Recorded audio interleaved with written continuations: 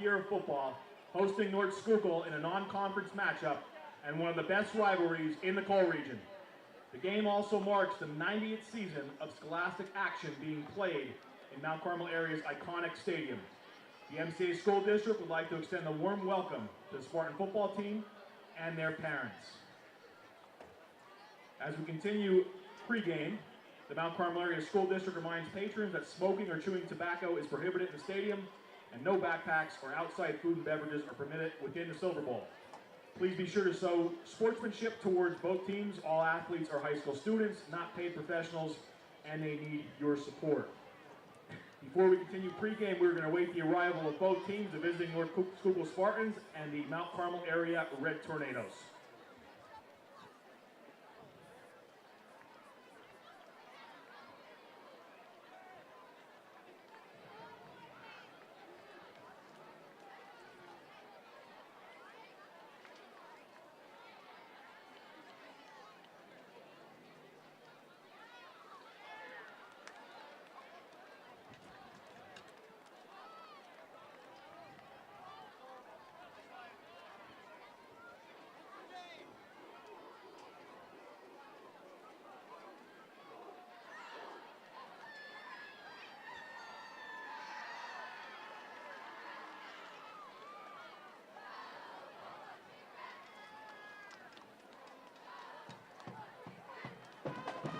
Ladies and gentlemen, your 2021 Mount Carmel Area Red Tornadoes.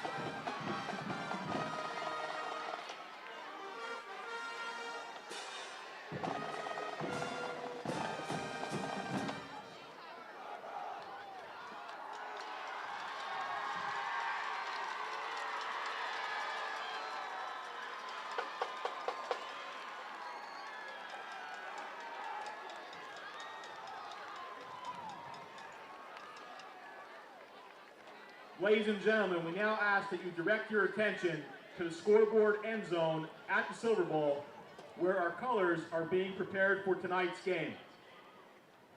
Joining us this evening is 2020 North Schuylkill graduate and quarterback, Jaden Libby.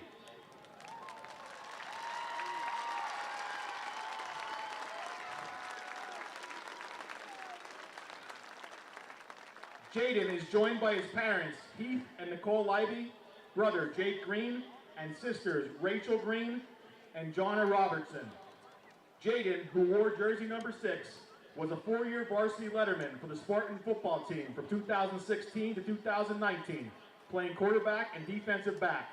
During his 4 years, the Spartans went 32-8 in the regular season, won a District 11 AAA championship in 2018, and the Schuylkill League Division I championship in 2019.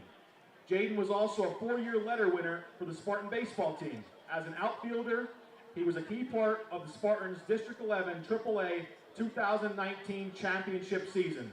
Please join me in a round of applause welcoming Jaden Libby.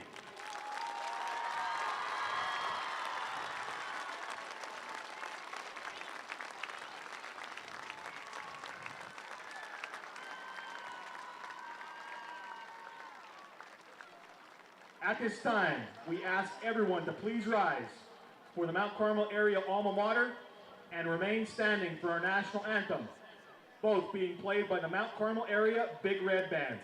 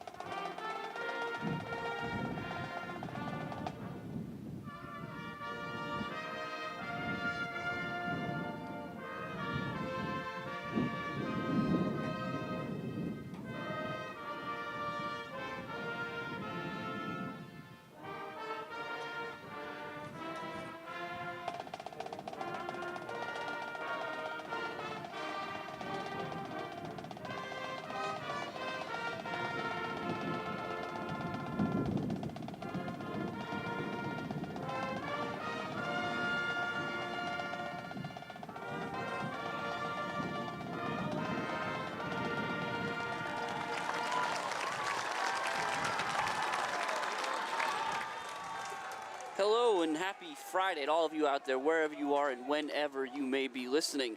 Tonight's WKMC TV matchup is brought to you by Academy Sports Center from here in Mount Carmel and features the North Schuylkill Spartans and the Mount Carmel area Red Tornadoes. My name's Jim Lesko. Alongside me is my brother Dan Lesko. We've got Jose Gonzalo somewhere up here in the booth with us tonight. And together we're coming to you live from Jazz Diminick Field at the Silver Bowl in Mount Carmel, Pennsylvania, where the Red Tornadoes are getting set here, Dan, to kick off the 2021 campaign. It's been about, let's be honest, it's been exactly 329 days since Big Red football cleats have clicked and clacked through the field house here, marched up and down this hallowed turf in front of us, hallowed grass, beautiful grass that is tonight, beautiful, and delivered a victory to the faithful.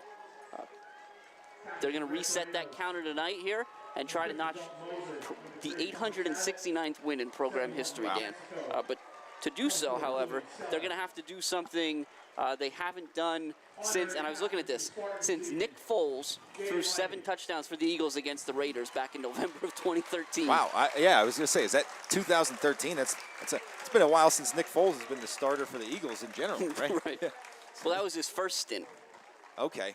Well, yeah, to accomplish that task tonight, Big Red will be definitely looking to stop that streak, but things are going to look a little different in this meeting, at least on the offensive side of the ball for North Schuylkill. The last time these two teams met, it was a hard-nosed, hard-running game where the Spartans amassed 395 yards on the ground, Jim, remember that one. in a 29-17 victory after the Red Tornadoes were up 17-7 at half. It was a tough, rough second half for the Big Red. But, so that was what we've come to expect from a Coal Region clash, a tough, hard-nosed run game and everything like that. But this year, we'll see a Spartans offense that spreads things out with mostly 4 wide and single-set backfields. That doesn't mean that they'll be putting the ball in the air exclusively. This team definitely still runs a lot of read options and zone reads up the middle, which is evidenced by the rushing numbers of returning running back Josh Chawanski. Yeah, we'll see the Spartan offense first here as they'll receive the opening kickoff. Chawanski, though, Dan, 137 carries, over 1,200 yards and 11 touchdowns last year. Wow. Not to mention over 500 yards and 5 touchdowns in their final 2 district playoff games last year en route to that District 3 championship. But it's not just running the ball. And like you mentioned, Jake Hall, the senior quarterback, threw for almost 1,800 yards last year and 25 touchdowns. Wow. So what do you think, Dan? He's going to look to test that inexperienced Red Tornado secondary early and often. Yeah, and we talk about the youth in that defensive backfield, but honestly, for the Red Tornadoes, there's youth all over the skill positions tonight. And this Spartans team is a tough draw to start the year, but going to be a good test for the Tornadoes to compete against one of the top teams in the state. Offensively and defensively, that youth and that inexperience is going to be tested. They're going to be put to the test. But personally, Jim, I think they're up for it. So it's going to be stellar kicking off for the Red Tornadoes. You've got number 1 Terry Thomas and 29, the aforementioned Chawanski back returning the kick for the Spartans. We'll get to Dan's keys for the game in just a moment here, but we're excited. We're ready to roll. It's been too long since we had football here in this town, so let's rock and roll. Stellar got the sign. He approaches the ball, and we are underway for the 2021 season. It's going to be Chawanski at the 10. He fumbles it. He picks it back up. Now he's going to try. He's got a lane to the right side. It's a good tackle there by number 1, Chase Bush. And the ball is out. The ball is out, and the Red Tornadoes are signaling they've recovered it. It's going to be first. Oh, all right. They're going to say he was down. No fumble. Man. And, Jim, that's something that we're going to see a lot tonight. It's been wet. It's been raining for a few hours now. It is still a little wet out there. Things the ball's going to be popping out. It's going to be tough to put the ball in the air. There's going to be a lot of little details, minor details that the players need to pay attention to tonight to keep 4 points of pressure on the ball, all that good stuff. 1st and 10, North Schuylkill. They come out heavy from the beginning. It's Chawanski. He bounces to the outside, and he's got the corner. He's in a little bit of a foot race here. He's down. He's across into Red Tornado territory. First play all the way down. We'll see where they mark him. It's right around the 30 of the Red Tornadoes. It'll be they'll say the 29, so that's going to be about a 39-yard run from the first play from scrimmage. Oh boy. And they're back at it, up on tempo. You're going to get a flag against the Red Tornadoes here for motion, or excuse me, for being in the backfield, as they couldn't get their guys in and out fast enough, which is going to spoil an otherwise good play by the defensive front for the Red Tornadoes. And Jim, we talked about this. This is going to be the difficulty for the Big Red tonight. You got a lot of two-way players. Coach Ayers is going to be trying to shuffle guys in and out there. There's only 2 or 3 two-way players on that North Schuylkill team. So they are fresh. They run this up-tempo offense, and there they go. First 2 plays from scrimmage, making a liar out of me. I said they're going to come out in that spread offense, and they come out tight with a power backfield, the true Cole region way. It's very powerful. So you look at, it's number 79. That is Robbie White's. And is that 61 in front of Chawanski? It's going to be 51. A pitch to Chawanski. He's going to get to the outside. The Red Tornadoes do a good job there. Blow that one up. Even with the 5 yards from first down, it's going to be 2nd and 5. No gain. Looked like number 11, Cole Spears, coming up from his corner spot, doing a really, really good job of pushing Chawanski, keeping Chawanski inside. And the Spartans back on the ball already here. Right here you go, Dan. 4 wide, 2 to the right, 2 to the left. It's going to be a keeper this time with Hall. He's going to go right up the middle, and the Red Tornadoes do a good job reading it. He'll be close to that first down with the 2nd and 3rd effort. Nice work there by Hall, but it does look like he's going to be short. It'll be 3rd and about a yard.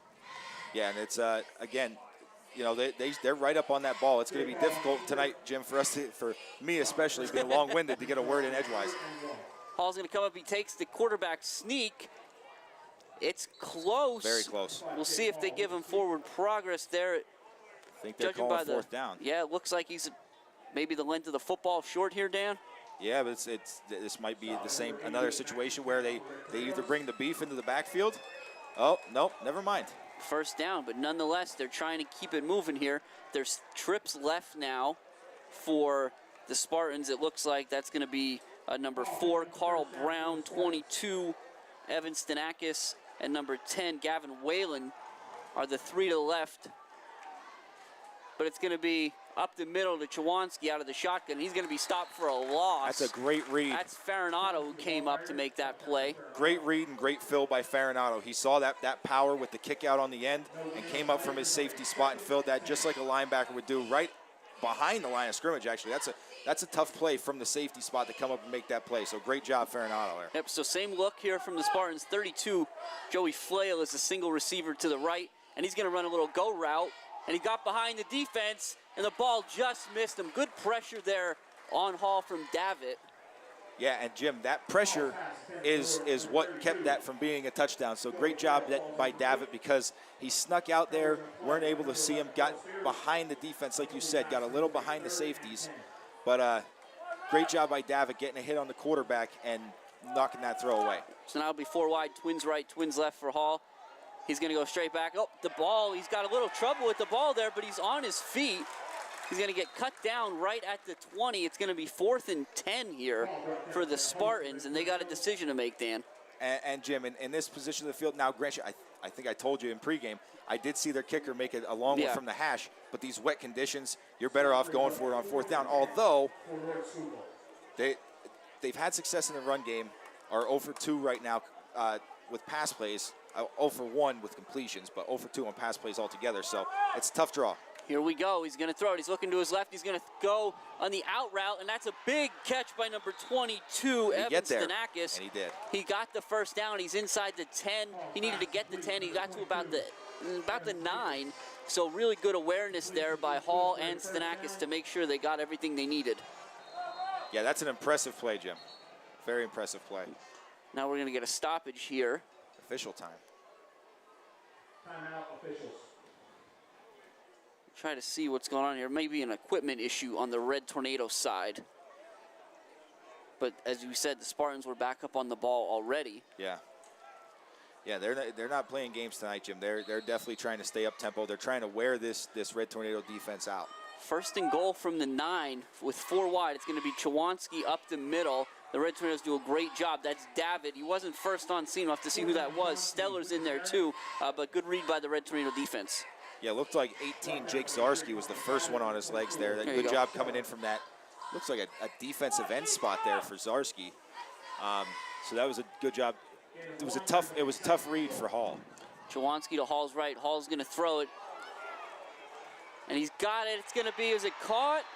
It is a touchdown. That's from Hall to number 32, Joey Flail. And with 8:37 left in the first quarter, the Spartans strike first, 6-0, on the back of a 7-yard touchdown pass from Hall to Flail. And Jim, you talked about it, Hall to Flail there, and that was something that we heard a few times last year. Flail, one of those returning receivers. Last year had 11 catches for 171 yards. So not big in the passing game, but poised to have a big season this year after that start. Number 40, Gavin Menser, on to attempt the point after. It's a good snap and a good hold. The kick is up, and he drills it. So that 6 will turn to a 7. And on the opening drive of the opening game, the Spartans are able to go about 78 yards to come up with the first points of the season, Dan. Yeah, Jim.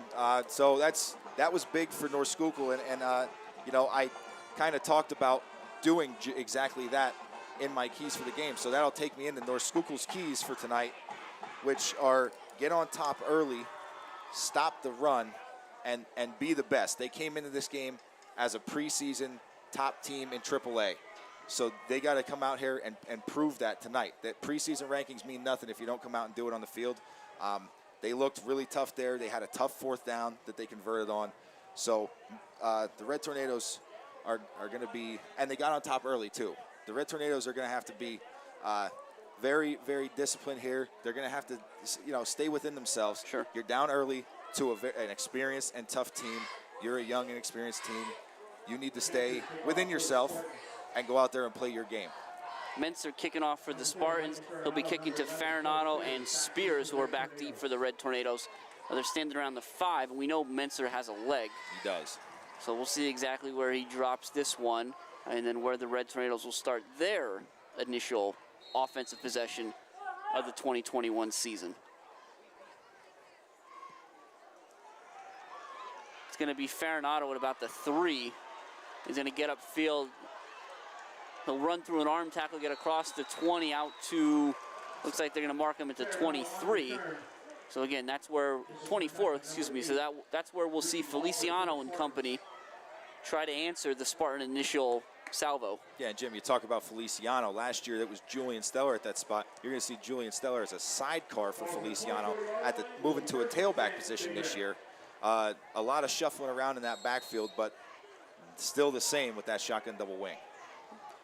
And it's going to be Steller right off the bat, as you called, Dan. Steller's going to go north and south. He's going to get over the 25 to the 26. It's going to bring up 2nd and about 8. So we have, as you said, Dan, it's going to be that shotgun double wing. So it's Feliciano in the gun. He'll have Steller to his left a lot. Widener's running that fullback slot. Yep. You've got Farinato in the wing. It looks like number 30, Liam Bradley, is out there as a tight end to the right. 88, Matthew Chicatano, tight end to the left.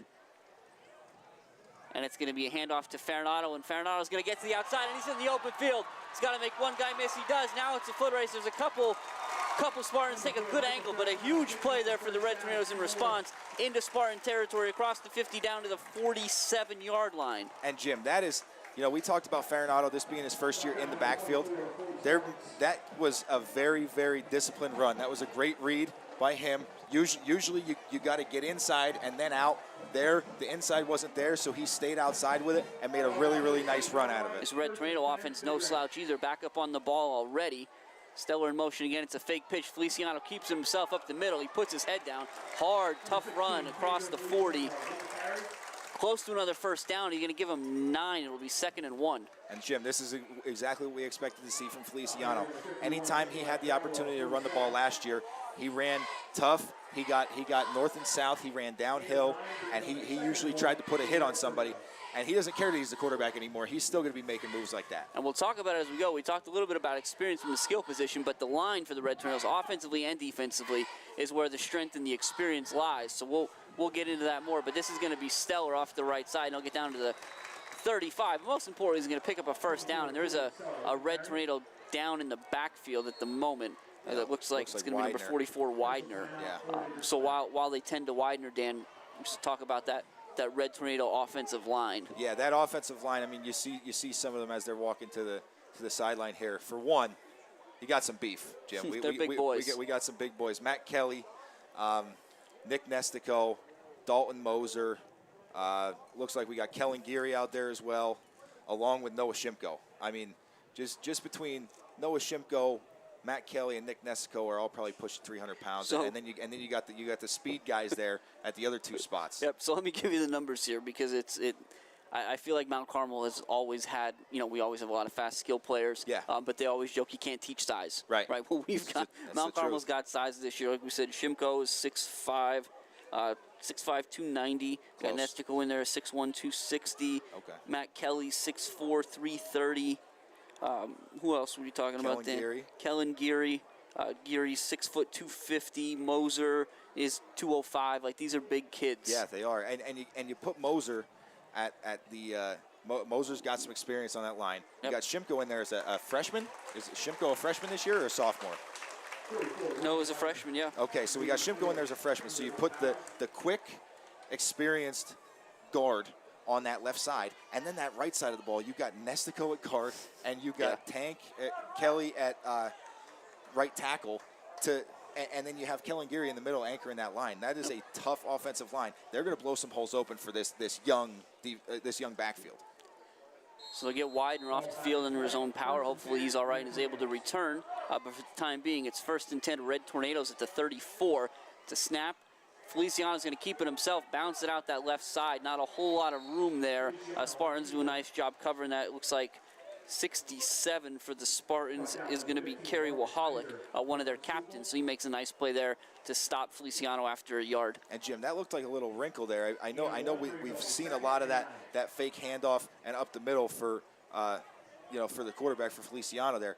But it looked like two misdirections there. You had the motion coming one way, the back going the other way, and then he followed the motion. I don't remember seeing that.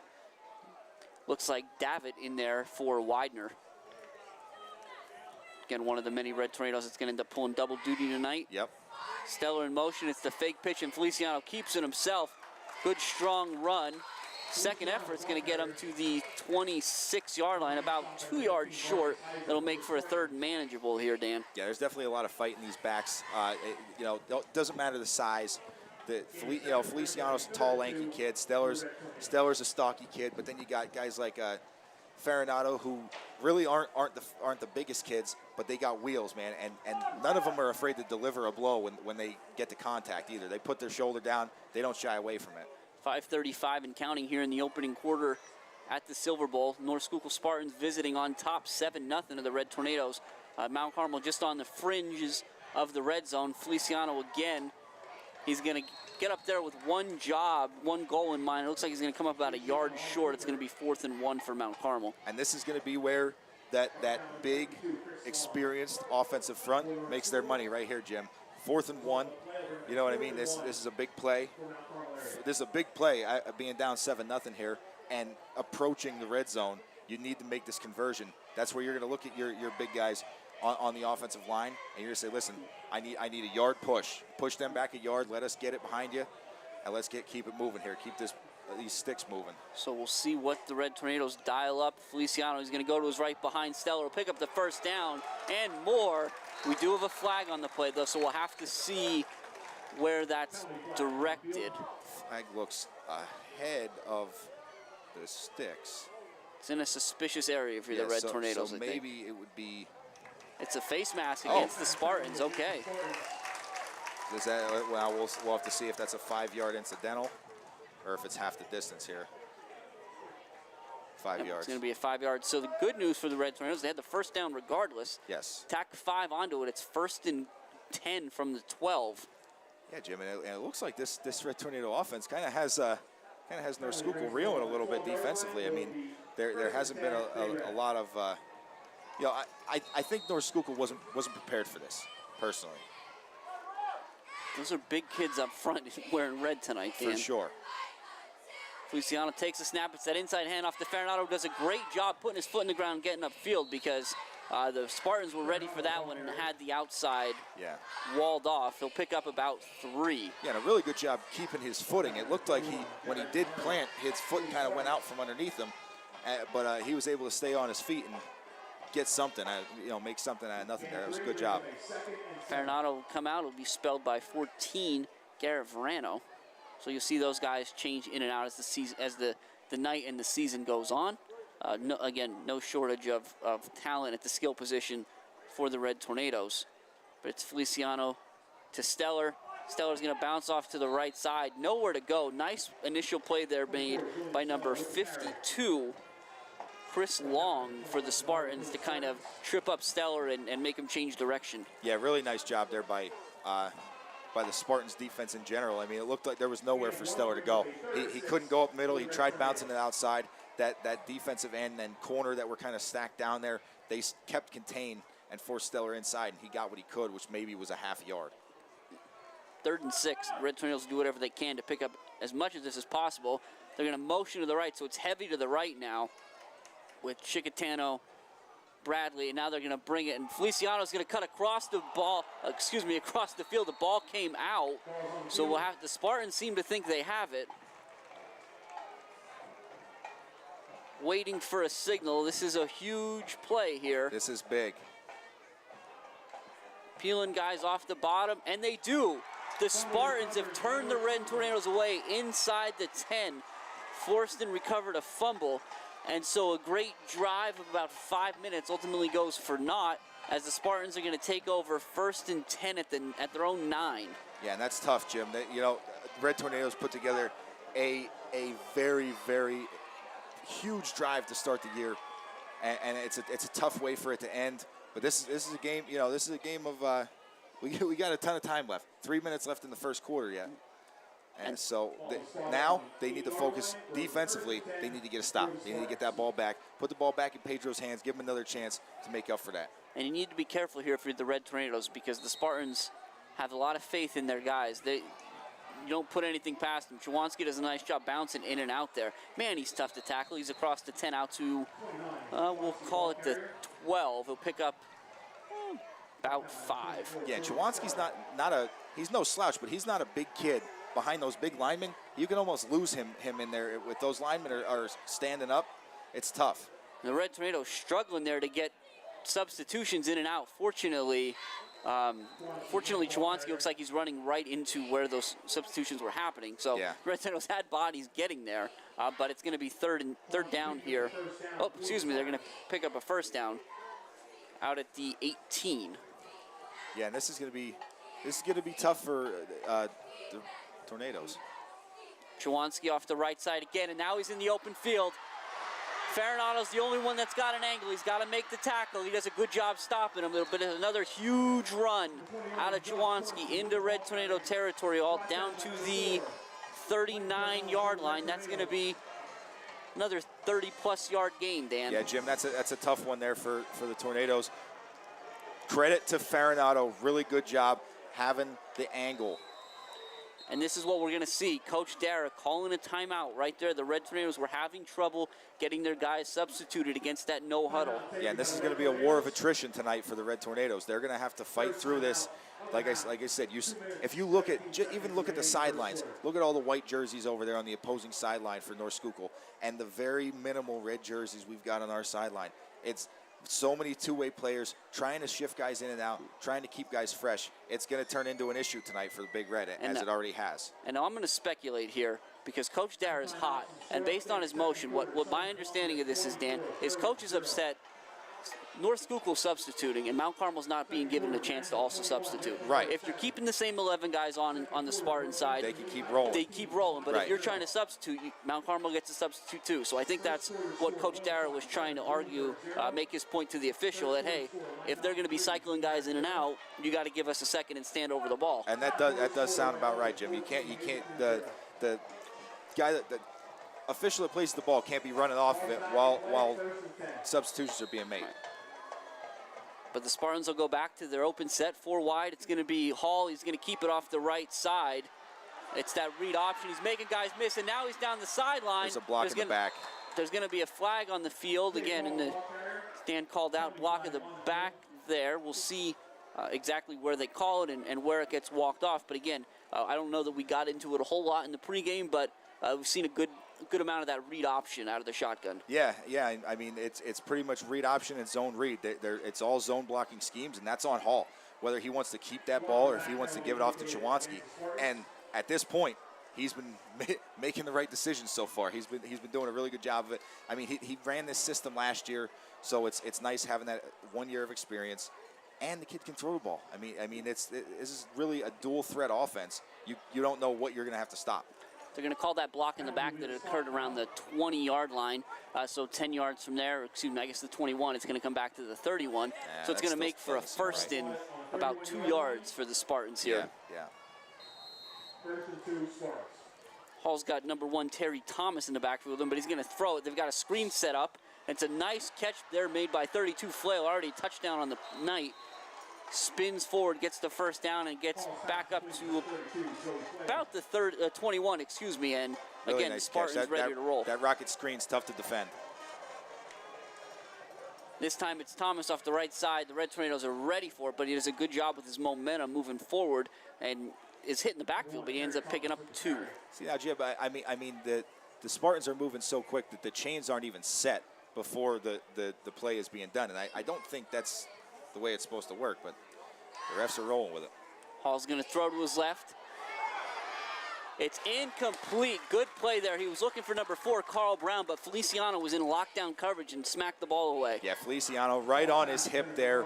No chance for that ball to be completed unless Hall dropped a dime over the back shoulder, which is so difficult for any quarterback to do. Even in the NFL, quarterbacks have trouble with that. Minute 37 left here in the first quarter. Spartans up 7-0 and driving right here at the red zone. It looks like it's 3rd and 8 from the 19. Hall's going to drop back again. They've got the screen set up to Chawanski, and it's going to fall out of his hands. So it'll be 4th down for the Spartans. Looked like it was defended pretty well by the Red Tornadoes either way, Jim. Even if Chawanski pulled that in, it looked like Kellen Geary and I believe that's, who was it there? Michael Keir. Looked like they were both holding their blockers up and staying right in the area so that they could shed and make that play right at the line of scrimmage. They did a good job of reading that off the ball. Trips right, a single receiver to the left. Chawanski in the sidecar with Hall. Hall's looking to the 3 side. The ball slips out of his hand, and so the Red Tornadoes are going to recover. It's going to be Stellar recovers the fumble at the 20. Let's see where they spot it there. The ball's still moving around a little bit. Yeah.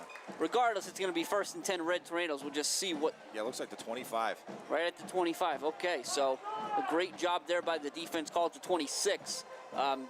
Turning the Spartans away and getting the ball back in the hands of the offense. And that's twice now, Jim. It looked like last time around, the Spartans were able to convert on that big 4th down. This time, the Red Tornadoes answer the call and do a really good job of getting the stop and getting the ball back for that offense. Feliciano this time, he sends Zarski in motion, but he keeps it himself. He goes back up the middle, and there's some success there, a couple yards. It looks like the Spartans are somewhat ignoring some of that motion, Dan. Yeah, it doesn't seem like they're bothered with it. I mean, with the downside of this shotgun double wing is everybody's so close to the line of scrimmage that with the motion, there's never really a lot of movement on the defensive side of the ball. They got one job: stay here, fill this gap, do this, do that. But that is also why sometimes these Red Tornado plays break Sure. big, because you know what I mean. You're not moving around, and you know what your job is, and then they hit you with a wrinkle. 2nd and 7.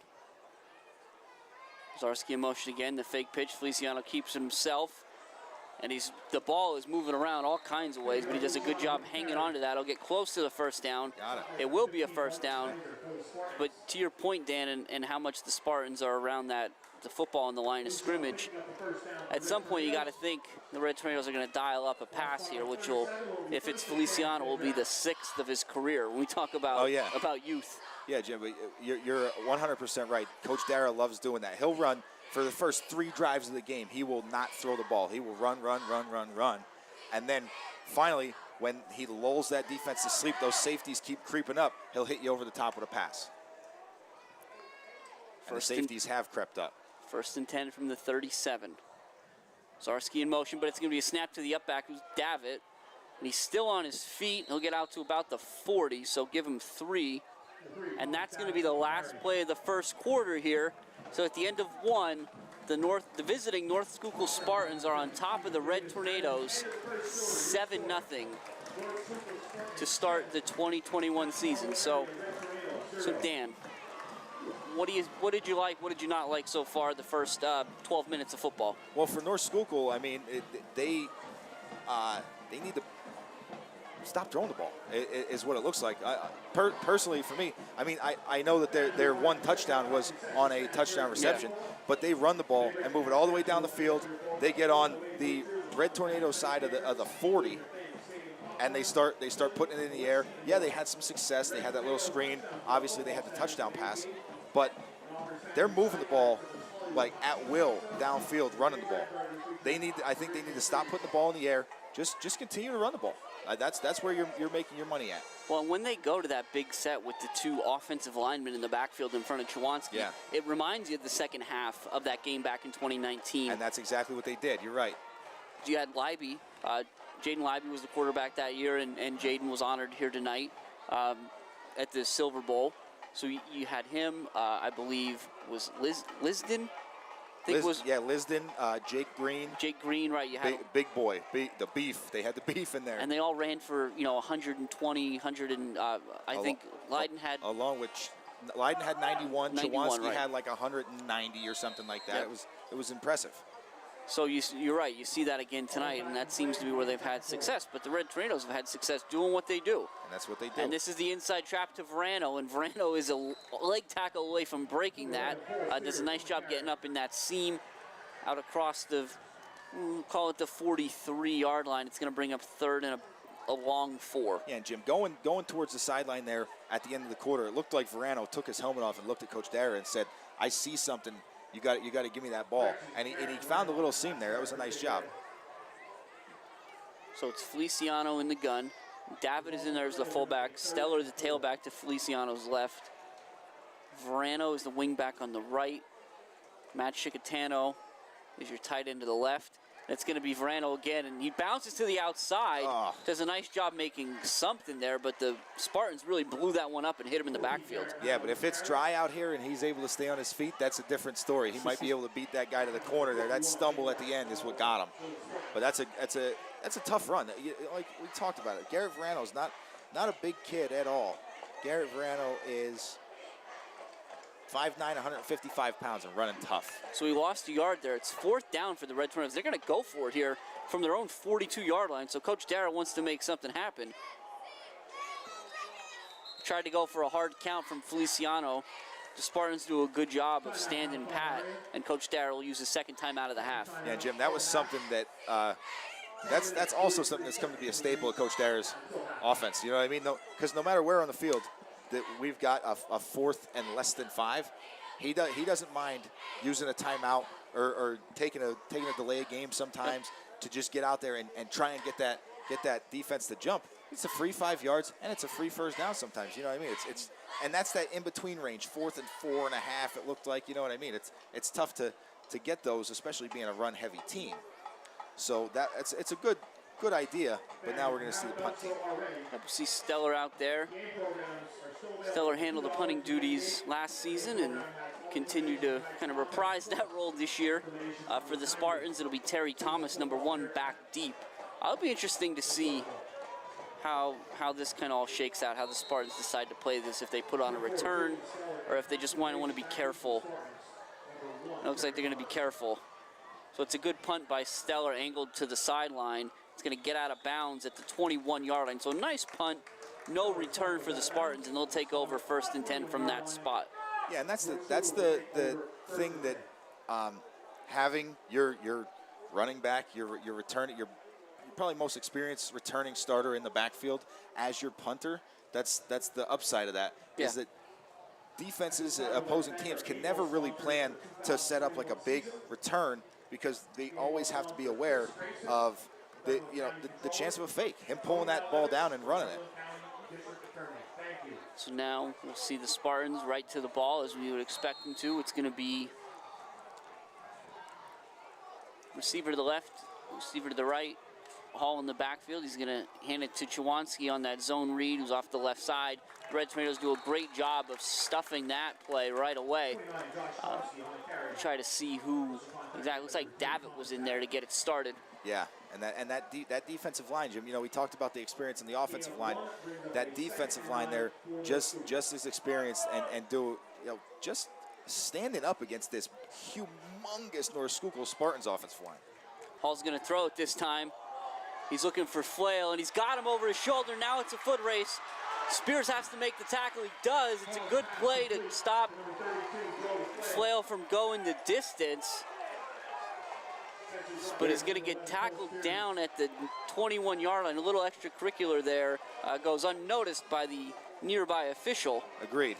But we'll see the Spartans right back on the ball. Yeah, Spears is going to get another chance here. I think they're going to go Flail's way a little bit more tonight, so give Spears another chance here. It's going to be Chwanski again off the left side, and the Red Tornadoes are really doing a good job of bottling that particular rush up. Yeah, and it looks like the zone reads. They got to get, if North Schuylkill wants to be successful on the ground, they got to get back into their old-fashioned power eye backfield.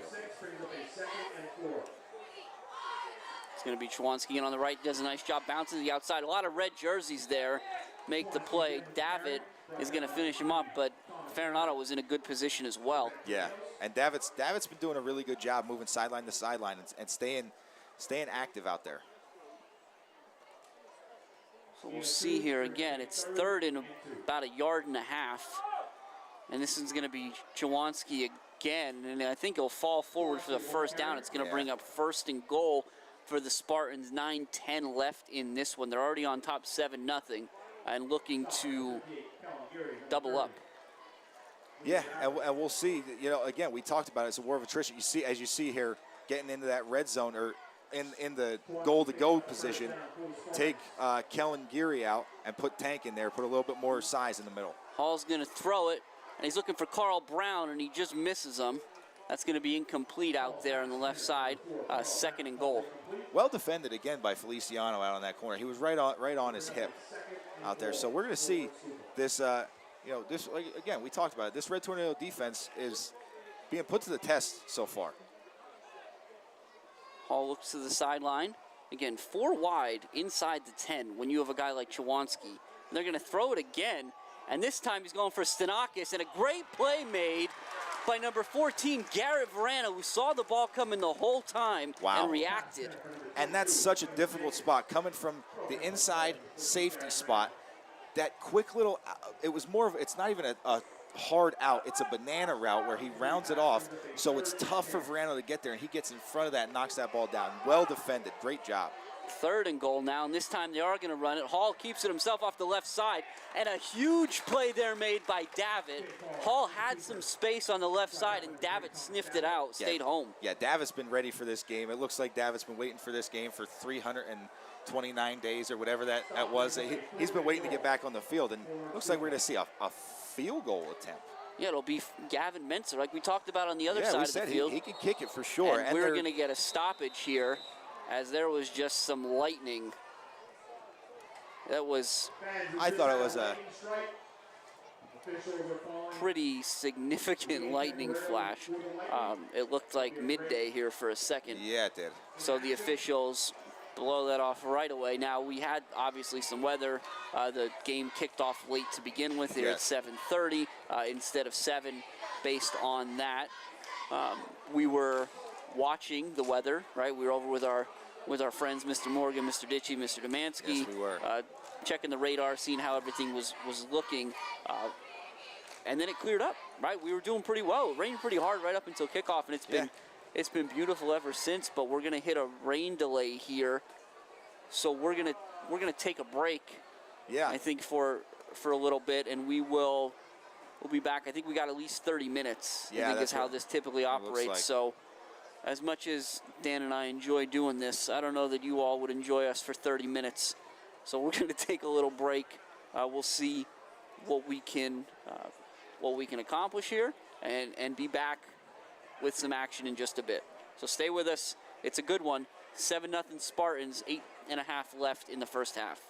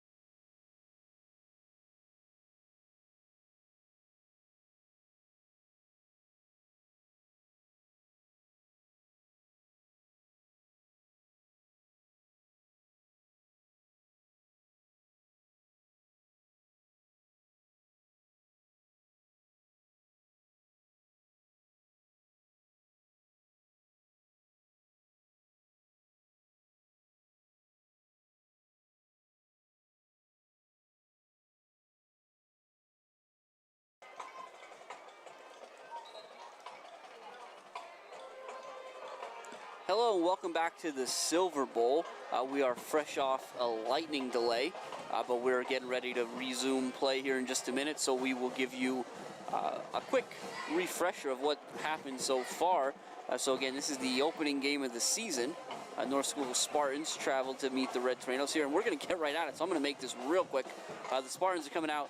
They were ready to kick a field goal on 4th and goal from about the 8 prior to the lightning delay, but now they're going to go for it, which, Dan, you and I talked about off air. That's kind of what we thought. Absolutely. So it's Hall in the gun. They're already up 7-0, 8:25 left in the second quarter. They get a look at the defense. Now Hall's looking back to the sideline. They're trying to get closer, make that a 4th and 3 there. Now he's going to roll out to his left. He's going to throw. He's got a couple guys in patterns, but great plays by the Red Tornadoes. That's a huge play. The sack by number 88, Matthew Shikatano. Great coverage in the secondary. Hall had nowhere to go with the football, and the Red Tornadoes make a huge play coming out of the lightning delay, and get the ball back in the hands of their offense. Yeah, Jim, great job by Shikatano to get after it there, but that's a coverage sack. You talked about it, because that play is designed for as soon as Hall sets his feet the first time, he's supposed to be getting that ball out, and he had to set his feet and then get moving again because there was nobody open. So great job in the secondary, holding your coverage. Matthew Shikatano, great job fighting off your block and getting in there after the quarterback. 1st and 10 for the Red Tornadoes at the 18. Feliciano's in the gun. Stellar to his left. He brings Farinato in motion, but they hand it to Stellar up the middle, and Stellar's got some space there. He's going to get a first down. So a little life out of the Red Tornadoes here right away out of the delay. Yeah, that's a good start there, Jim. It looks like the Spartans coming out a tiny bit flat here from this break here. Maybe not enough time to warm up coming back out or what, but the Red Tornadoes showing some signs of life here, and I like it. It'll be about 12 yards for Stellar out to the 30. Same look for the Red Tornado, shotgun double wing. David and Farinato in the wing to the right. It's Stellar to the right side, and he's in the open field. He's going to use the stiff arm. A great tackle made there by number 33 for the Spartans. That's going to be Keegan Curry, or else Stellar had 6 on his mind, Dan. Yeah, that's a really, really good, well-designed play there. Stellar got right up in that hole behind the polars. He had 2 or 3 guys in front of him blocking, and he did a great job just picking that apart. And then when those blockers pick somebody up, getting to the sideline and getting that first down. That's a great run again. 47, so that's 2 plays for the Red Tornadoes, about 29 yards, both by Stellar. And it's going to be Stellar. This time he stopped in the backfield. Looks like he lost his footing a little bit there. It'll be a loss of about 4. Yeah, and that's tough. But that's something you deal with, on a wet field, with a wet ball, wet conditions. You don't get the handle right away, so you're worried about the ball more than your footing, and then you take a spill and lose your footing there. But it's a tough one. The Red Tornadoes. Bradley was in there at the tight end. He comes out. Verano goes in, so they got a single tight end now there in Matthew Shikatano, who made the huge play to end the last drive. So the Red Tornadoes are going to... Got him flexed out here, it looks like. Yeah, 2 wings. Yep, Shikatano flexed to the left. Farinato is split out a little bit to the right. And Feliciano's by himself. They're going to hand it to Verano to get him around the corner. He's got some red jerseys in front of him. He makes one guy miss. It's a great move. He makes another 2 great moves by Verano across the 40 down to the 38-yard line. So another great rush play there by the Red Tornadoes. Yeah, a great job by Verano making those guys miss. Another well-designed play, and you see Coach Hall for the Spartans taking a timeout because their defense is reeling right now. And you were able to see guys in the defensive backfield for North Schuylkill, as Verano was turning it up maybe 3-4 yards upfield, still going the opposite direction. They weren't sure where to go on that, and it was just a really good wrinkle. That's another thing. We really hadn't seen that too often. Usually, the last time I remember seeing that with no sidecar, with everybody up in front of the quarterback, was when Tommy Reisinger was still the quarterback, and it was a max protect for him to throw the ball.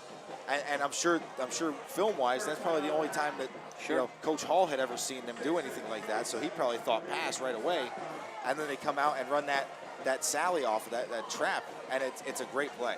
And now here you go. You'll see what the Tornadoes do. Bradley heading back. Oh, nope, he's back on the sideline. So the Red Tornadoes are going to stay out there with the two, with a little, I'll call it a little smaller package. They're not necessarily smaller kids. It's just more, it's a more agile, more of a speed package. And this is almost a more traditional wing tee with two tight ends like flexed. Yep, so you got Stellar to the left, Verano to the right, David's sidecar for Feliciano. And they're going to hand it to Verano again. He's going to go up the field this time. He does a nice job reading some blockers. He's going to get run way out of bounds, so you got to have a flag there. Yep, Thank you. And an extra one. So you got to have at least two. Yeah, they're going to have to.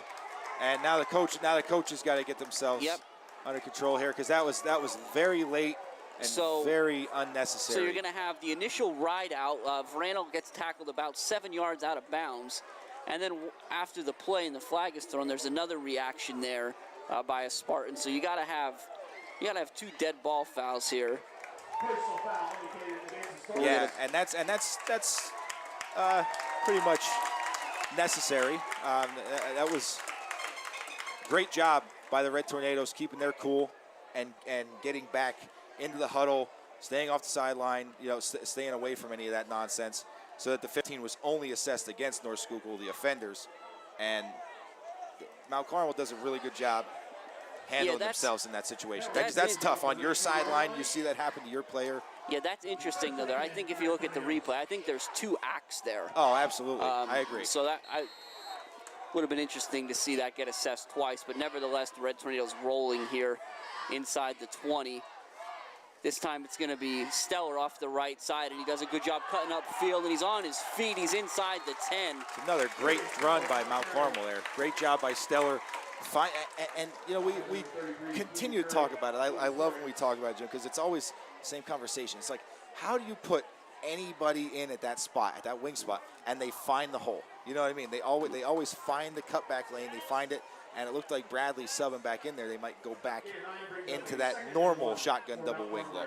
So it's 2nd and 2 from the 10. 5:40 left in this one. Spartans on top 7-0. But again, the Red Tornadoes driving here have been responsible for all the big plays and excitement out of the lightning delay. They'll look to cap this drive off with some points. Feliciano to Stellar off the right side. Stellar puts his foot in the ground, gets upfield. He's down, picks up a first down. He's inside the 5. He's at the 5. It'll be 1st and goal from there.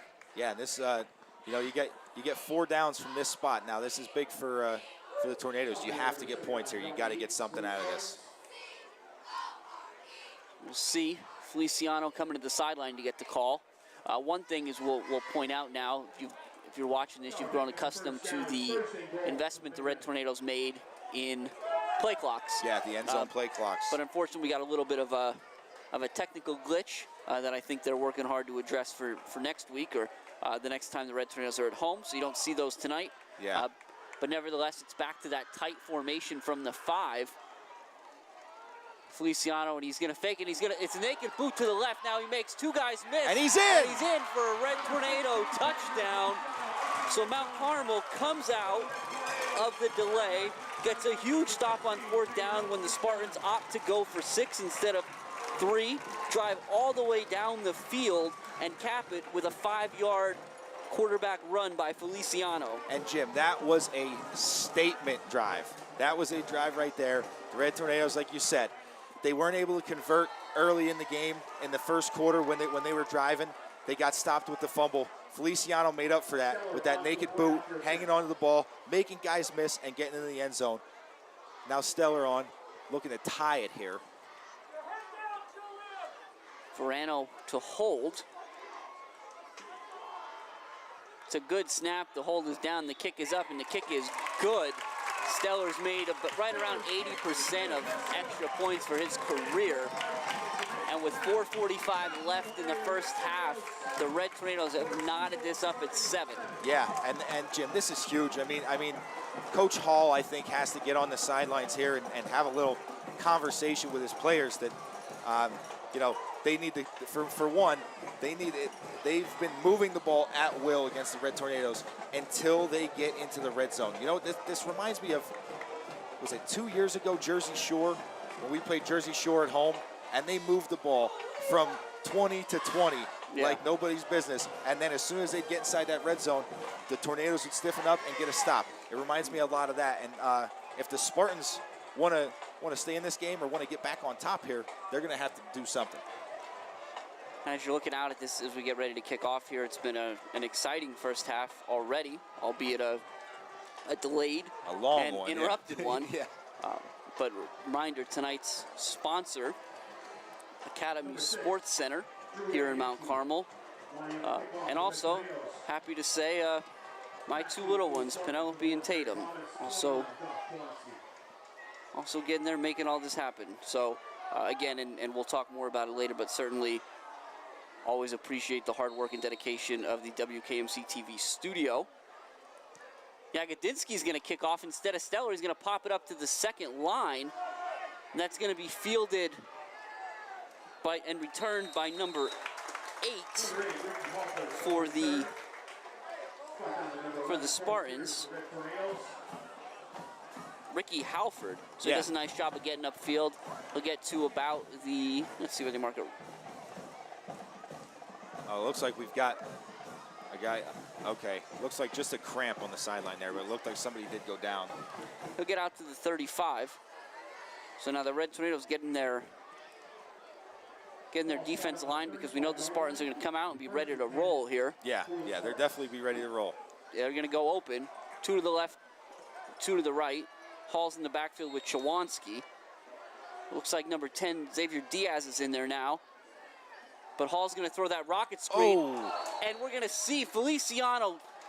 The only reason he doesn't pick that ball off is because it never got to him. Yeah. He read the play from the jump and made a great play, but the ball skipped into his breadbasket. Yeah, he fought over top of that block and underneath where the receiver would have been. If that ball would have gotten there, he absolutely would have had an interception.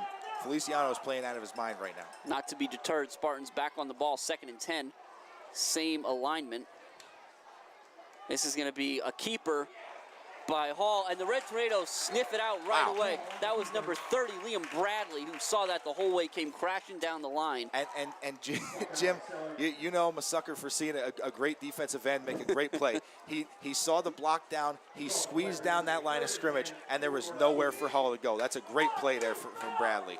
And then Davitt came in and cleaned it up, put a nice little hit on him too. Give Hall credit on that one for hanging on to the ball, because Bradley had the ball in his mitts. Now the Red Tornadoes, a little confusion there. Hall's going to throw it. It's tipped. And the Red Tornadoes are just again fingered. And it's Feliciano again. Just fingertips away from an interception. So at 4th and 9, it looks like for the first time tonight, Coach Hall is going to send out the punting unit. Yeah, yes it does. That's going to be number 2, Maddox Reed. Excuse me. That's wrong side. The number 2, Trevor Minalda. For the Spartans going to do the punting. He'll be punting to Verano and Farinato, who are standing about their own 40. Yeah, so we'll see here, Jim, if the Tornadoes can, and special teams, first game of the year. A little confusion, guys getting switched in and out. Looks like we got it right now. We got 11. It's a low snap, but a nice job by Minalda to field it. And a booming punt. Yeah. It's going to get over Verano's head. And it's going to bounce all the way inside the 10. It'll be down by the Spartans at the 8-yard line. So a huge punt by Minalda to flip the field on the Red Tornadoes and put them 92 yards away from pay dirt with under 4 minutes to go in the first half in a 7-7 ball game. Yeah, it looked like he out-punted the punters and was still able to keep that from going into the end zone. That's a tough one for the returners there, and now it's going to put the Tornadoes with a lot of field to play with, but the way they moved the ball in the last drive, if they can do that again, it's not going to matter. Yeah, and with the way the first half has gone so far, the Red Tornadoes down to a single timeout as well.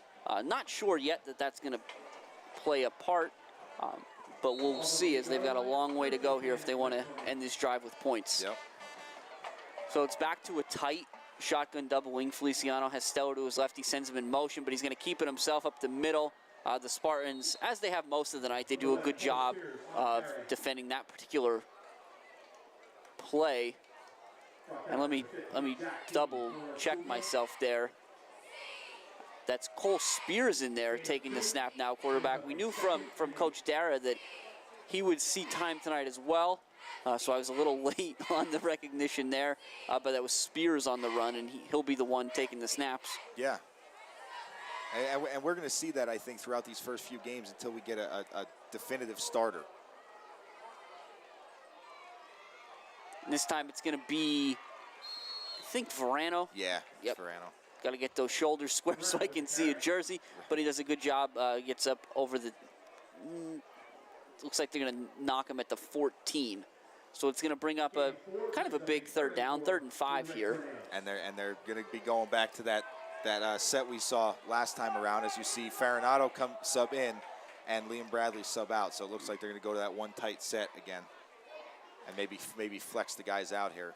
And it's funny, the Red Tornadoes are running their offense on their own time, as they should, but just juxtaposed with the North Schuylkill offense, it seems like they're taking forever at times. Oh, yeah, it does. But it's going to be Twins to the right. Spears is in the backfield. The Red Tornadoes, hard count, got some motion on the left side of that Spartan line. So now we'll see if it's a true if they're a true 5 yards away from the first down, and they were. So that's going to be a first. That's going to result in, which is huge.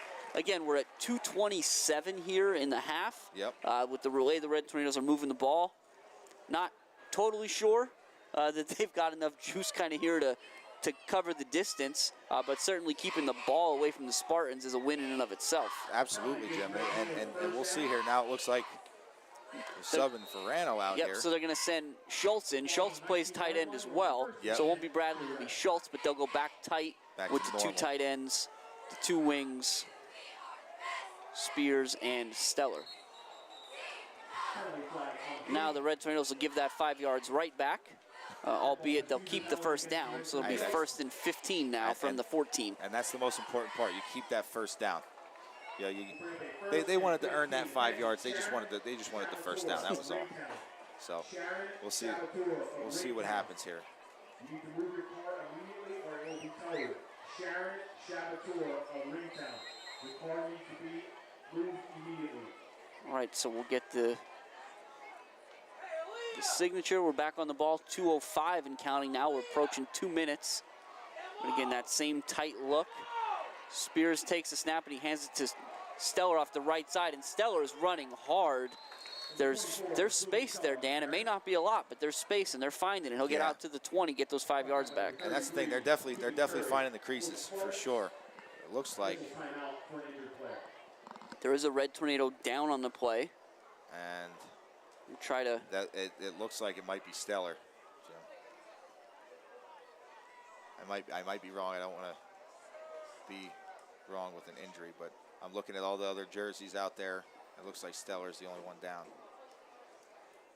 So while we're waiting for some more clarification there, I think one thing that we always talk about, Dan, is we talk about this facility, this stadium, how well kept it is, how up to really Red Tornado standards it always is. For sure. And one thing we certainly want to highlight is the Red Tornado Brick Project. We've been talking about that the last couple of years. It's certainly a huge deal. We love it. If you're interested, get in contact with Jose Gonzalo. You can call 339-1500. The school will help you as well. But there's all kinds of ways for you to be involved. It is Stellar, so he's walking off gingerly, but walking off nonetheless with Tom Swaley's Star Physical Therapy and Fitness. So we'll see. We try to get him off the field and see where we're going from here. It's going to be 2nd and about 9. 1:48 left, 7-7 here at the Silver Bowl. First game of the season. The Red Tornadoes, who came into this season as a bit of a question mark, hanging tough so far with the reigning District 11 AAA champs, and a team many consider to be the top AAA team in the entire state. Yeah. In the North Schuylkill Spartans. So we'll see how the Red Tornadoes decide to play things here. Spears looks out at the defense. He's got Zarski to his left, spelling Stellar. There doesn't seem to be any rush. It looks like he's waiting for that. Sends Zarski emotional, keeping himself up the middle, but a good play there. Have to see, looks like perhaps number 50 and number 15 for the Spartans in there early. So that's 15 is Jack Dean, and 50 is Stephen Davis. Stephen Davis is one of the players we talked about who, when the Spartans are healthy, he's one of really the only ones to go both ways for the Spartans. Yep. But interestingly enough, Jack Dean had a big year last year, 46 tackles at Blue Mountain. So he's a transfer this year, standout inside linebacker. And we talk a lot about Josh Chwanski in the backfield for the Spartans. Yep. But there's another Chwanski, Jackson, who's a talented player in his own right. Had 84 tackles last year for the Spartans from the middle linebacker position, and he's out with an injury this week. He should be back in a couple weeks, hopefully. So, good luck to those guys as they go forward. But just a lot to see here, Dan, on opening night.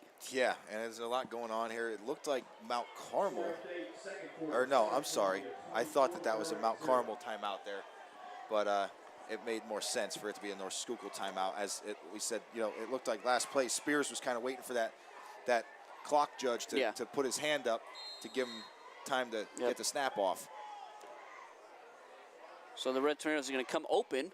2 to the right. Spears is going to roll to his left, but they're going to try a misdirection handoff to Zarski, and he had no chance on that one. The Spartans blew it up. That time it was 51, Nicolai Caraballo, who made the huge play. And the Spartans are going to use their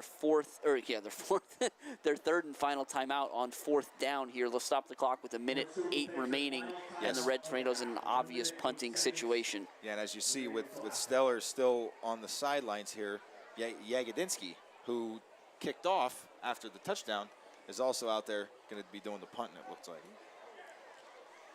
Spartans showed at least that it was going to be Chwanski back there fielding the punt. And you see this especially at high school level, right? You've got a guy that's a threat to take it the distance every time. You get his ball in let me try this again. You get the ball in his hands any way you can. Yeah. So we'll see how Yagodinsky does here again. And Yagodinsky won. Sorry, go ahead, Dan. No, it's okay. I mean, I would have Yagodinsky trying to keep that away from Chwanski, but you also want this to take as much time off the clock as possible, so you kind of want to keep it in bounds. So maybe try and coffin corner from deep, Yeah, it's a good snap. They came after it, so it's a short punt, but there's a win for getting it off, really. So Yagodinsky, the freshman, does a good job of just getting that out under duress. It's going to be down by another freshman in Chase Belichick. It's going to be 1st and 10 Spartans with really strong field position here at the 35-yard line of the Red Tornadoes, and 61 seconds left in the first half. Yeah, they've got good field position. They can throw the ball, but they have no timeouts. So all the Red Tornadoes need to do here is keep them out of the end zone. Now let that clock run. Now they've liked to look at 32 Joey Flail, and he's along the Red Tornadoes sideline here, so the Red Tornadoes are going to give him some space. Hall's going to look the other way. He's under pressure immediately, and Chicatano makes his second huge play of the night. That is a huge sack. A tremendous sack. It's a loss of 10.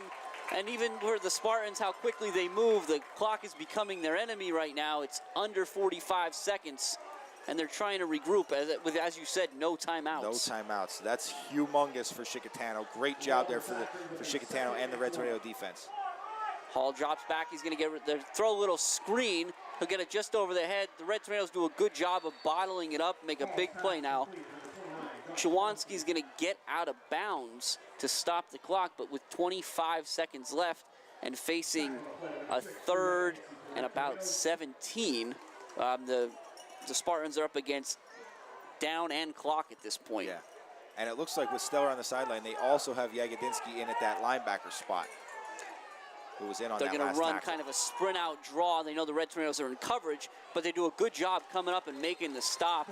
Chwanski will get across the 40. He won't even get back to the original line of scrimmage. They're going to try and get one off and throw it to the end zone here, so Red Tornadoes need to stay deep. Oh. And Coach Dara is going to use his last timeout. The smart play. Smart called timeout by Coach Dara. You're going to look to get their defense set.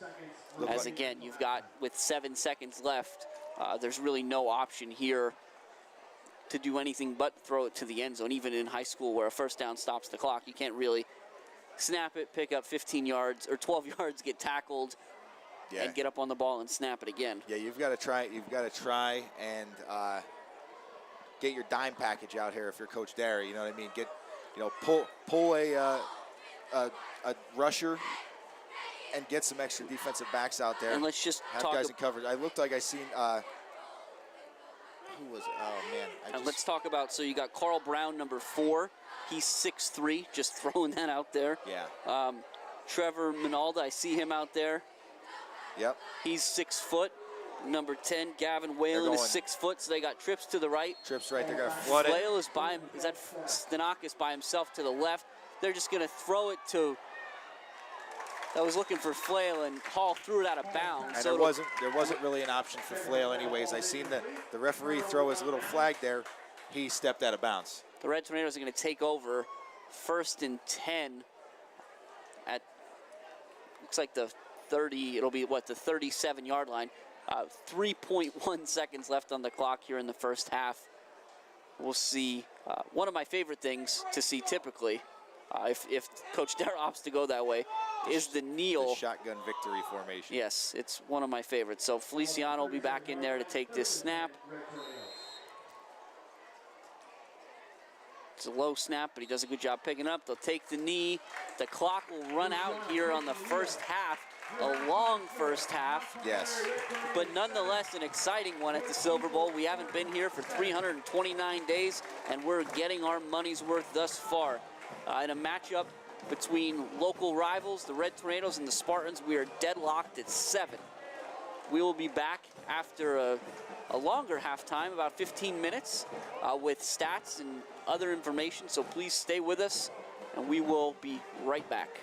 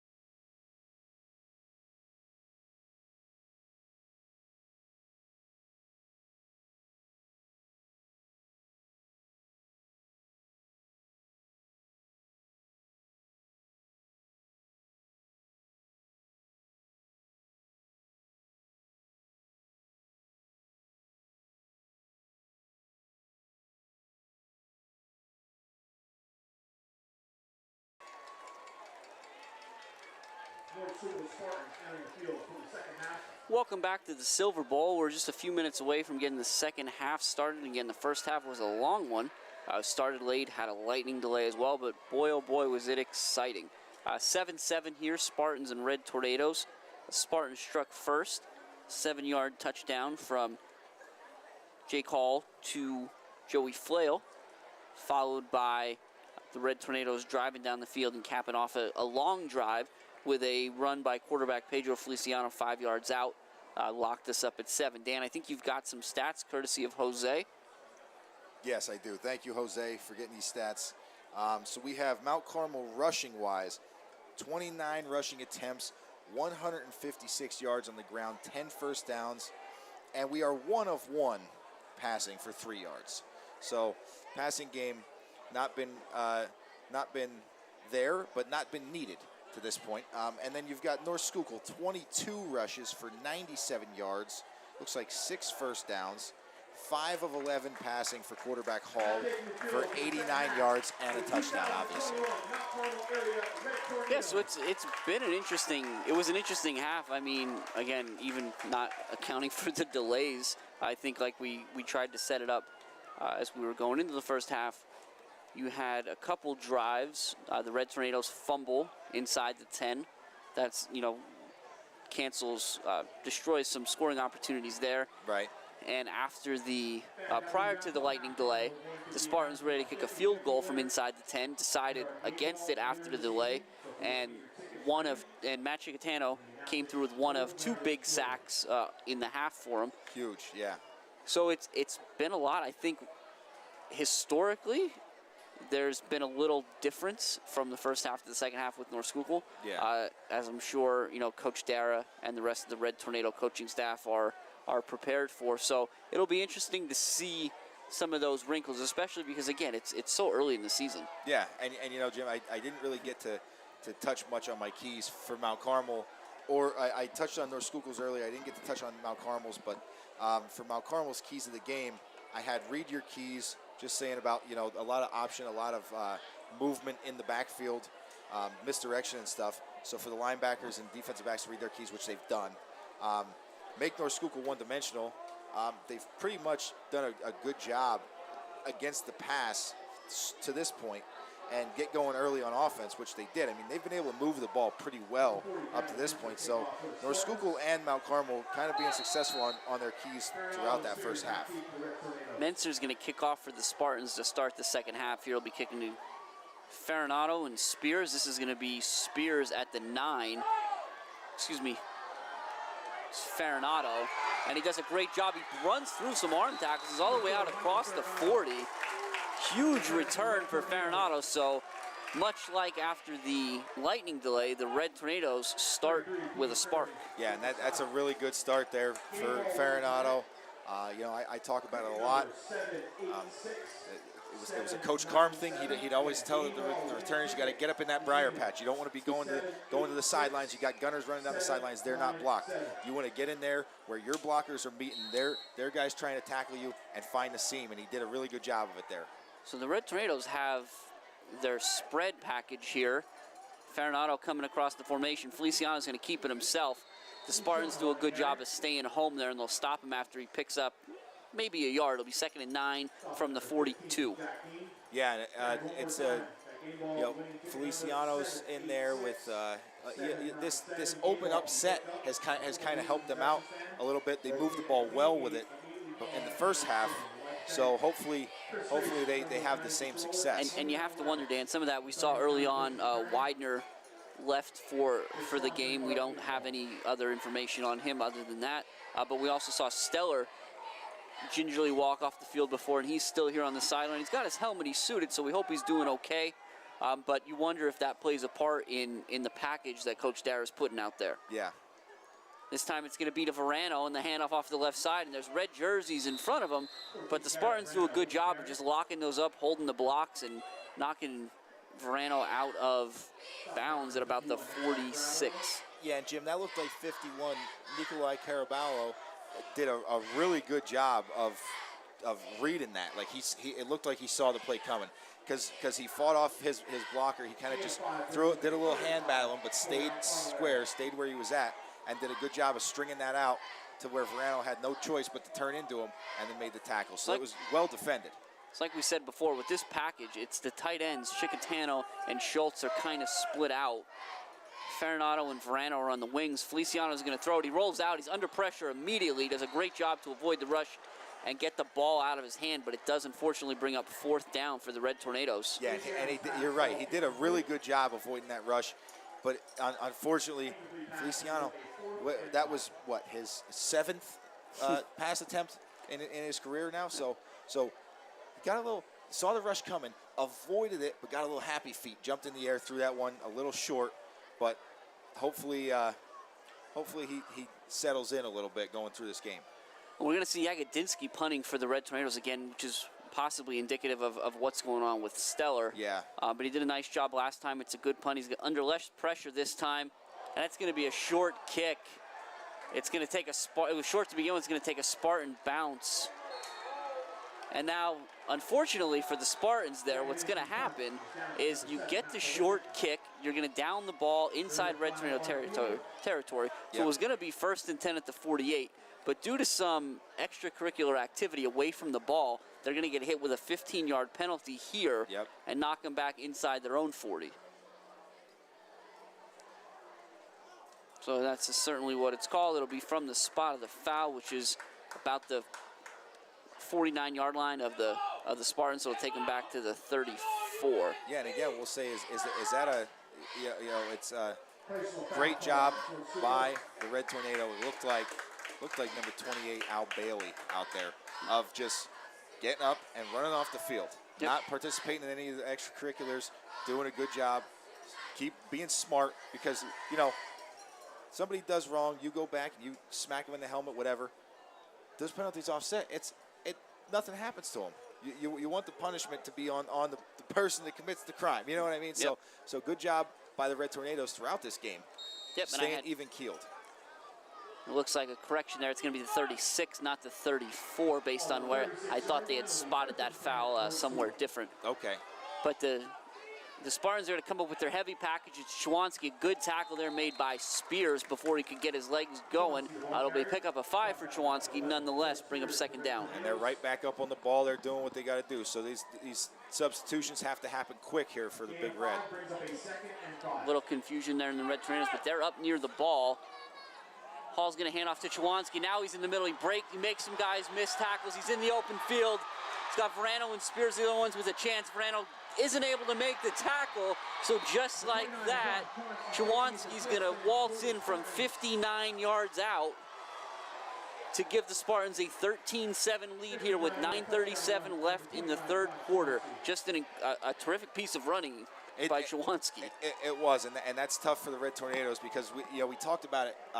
I think during the lightning delay, we were talking about how shifty Chwanski is. He's able to make guys miss. You think they got him wrapped up. You think they got him stopped for a short loss, and then he comes out of the pile, and there's no one around him. And, Verano had a good angle on him there, but just ran out of gas. And it's tough, but all credit to Chwanski and that North Schuylkill front. Mentzer on for the extra point. He drills that through, so it'll be 14-7 Spartans. So that, as they say, that happened quickly. Yes, it did. It did happen quickly. But, now the Red Tornadoes, in the first half, we thought, we talked about the inexperience and the youth in that backfield with everybody pretty much except for that offensive line and defensive line.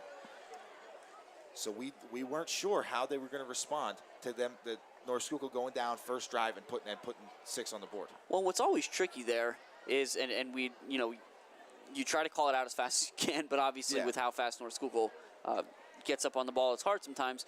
You could see that when they go to that big package, the Red Tornado defense compresses. Yes. And so Chwanski got past that first line of defenders. He kicked it to the outside. Yeah. And then Verano took a good angle. He did. He did what he could. Yeah. But that's a hard tackle to make for anybody at that point. So that's kind of the risk you run when you pack everything in like that. Right. But we talked about it. We weren't sure how the Red Tornadoes were going to respond. they responded very well in the first half. Yeah. They didn't get down. They came back out. They moved the ball offensively, and they eventually evened the score up. So now we'll have to see how they respond for this one. You know, this one's it's not a dagger. This is a one-score game. You know, it's early in the second half. There's tons of time left. This team, even though the youth, they need to realize and play mature throughout the rest of this second half and put another 6 up on the board. 7. Actually. Mentzer's kick is low that time. Farinato's going to take it on a hop. He's going to get up in that briar patch, as you call it, Dan. The ball is out. No, it looks like he's going to stay down. All right, so it's going to be 1st and 10 Red Tornadoes at the 27. Yeah. And again, you know, Farinato doing everything he could there, getting up in that, like you said, getting up in that briar patch. And, I stole that from you. Unfortunately, that time he got stuck with one. You know, one of them got him. But he made a nice return. And we'll see. Big Red, it looks like Stellar's back out on the field, which is good news. Yep, and so with that, the Red Tornadoes go back to that more traditional shotgun double wing, double tight. 2 wings to the right. Feliciano's got Stellar to sidecar. He brings Farinato in motion, but they're going to give it to Stellar up the middle, who's back to running hard. He leaps over a defender, and he's met in the air. That's the danger of leaving your feet, I guess. It's a nice tackle there made by number 33, Keegan Curry, for the Spartans. Yeah, it was a nice tackle, but Stellar, you know, comes back after being hobbled a little bit there at the end of the first half, and you know, to start this second half. And first thing he does is hurdle over somebody and take a big hit and pop right back up. So that kid's a gamer. He's ready to go. 2nd and 6 from the 32. Again, it's Farinato and Davitt to the right in that wing slot. Feliciano brings Farinato in motion, but he keeps it himself. He tries to pick his way through the middle. He does a nice job getting through that initial line, but he's met by a crashing safety. It's Curry again, I believe. Yeah, it looked like Dean got in on that one as well. 15, Jack Dean. Both of those safeties, it looks like they play with a, you know, their safeties play so close to the line of scrimmage. They're almost like extra linebackers because of the tight set that Mount Carmel has. So I think that if they get the opportunity and Feliciano gets some time back there, they can really exploit that defensive backfield if they get the chance. Yeah, oftentimes it looks like they run like a true, like a 4-4. Yeah, that's their normal defensive set. Big 3rd down here, and it's a missed snap. Feliciano does a good job of corralling it, but he's going to be dropped all the way back. We'll see where they're going to spot the ball. Going to spot it back at the 21-yard line, so it's a big loss there of about 11. Yeah. And Red Tornadoes will be forced to punt. Stellar out there to handle the kicking duties this time. Yeah, that's tough for the Red Tornadoes. You get a little missed snap there, and you know, things kind of go awry. Feliciano takes a decent hit there too. That's one of them ones you got to just fall on, cover up, live to play another down. That comes with experience. You know what I mean? Not too many opportunities as quarterback before. Need a good punt out of Stellar here. And they got one. Again, it's going to take a nice bounce and stay in bounds about as long as it could. Yeah. Get all the way down to the 30, so it's going to, or excuse me, the 40. So it's going to be about 35 yards in field position. The Red Tornadoes pick up there. So a nice job by Stellar, and we'll all try to catch our breath while we still can before the Spartans get back out here on offense. Yeah, and Jim, you know, I talked about it in the first half. That was how the Spartans were having success running the ball, where that was that big, that heavy package. And we talked, it's a war of attrition. They did this last game. In 2019 when we played them, they did this same exact thing. And we're seeing it again here in the second half. Hopefully Mount Carmel has an answer for it. And that's what we see, the heavy package. It's Chawanski, and Stellar meets him in the backfield. He'll drop him for a loss of 2.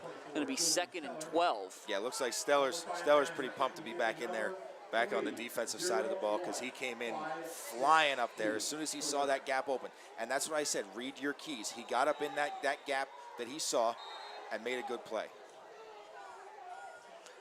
Red Tornadoes are going to use their first timeout of the half. And again, I think as we've said before, first of all, it's week 1. Second of all, you got a young team. And I think with what the Spartans do in terms of changing formations and how quickly they do it, it seems like at different times maybe the Red Tornadoes have had a little difficulty kind of matching up and making sure they have the right personnel in there. So Coach Dara opts to use those timeouts rather than give up a big play. And as you should, rightfully so. Right. I think he does a good job of it. And yeah, that was an interesting thing that we saw there, Jim. But we're not going to. We'll see.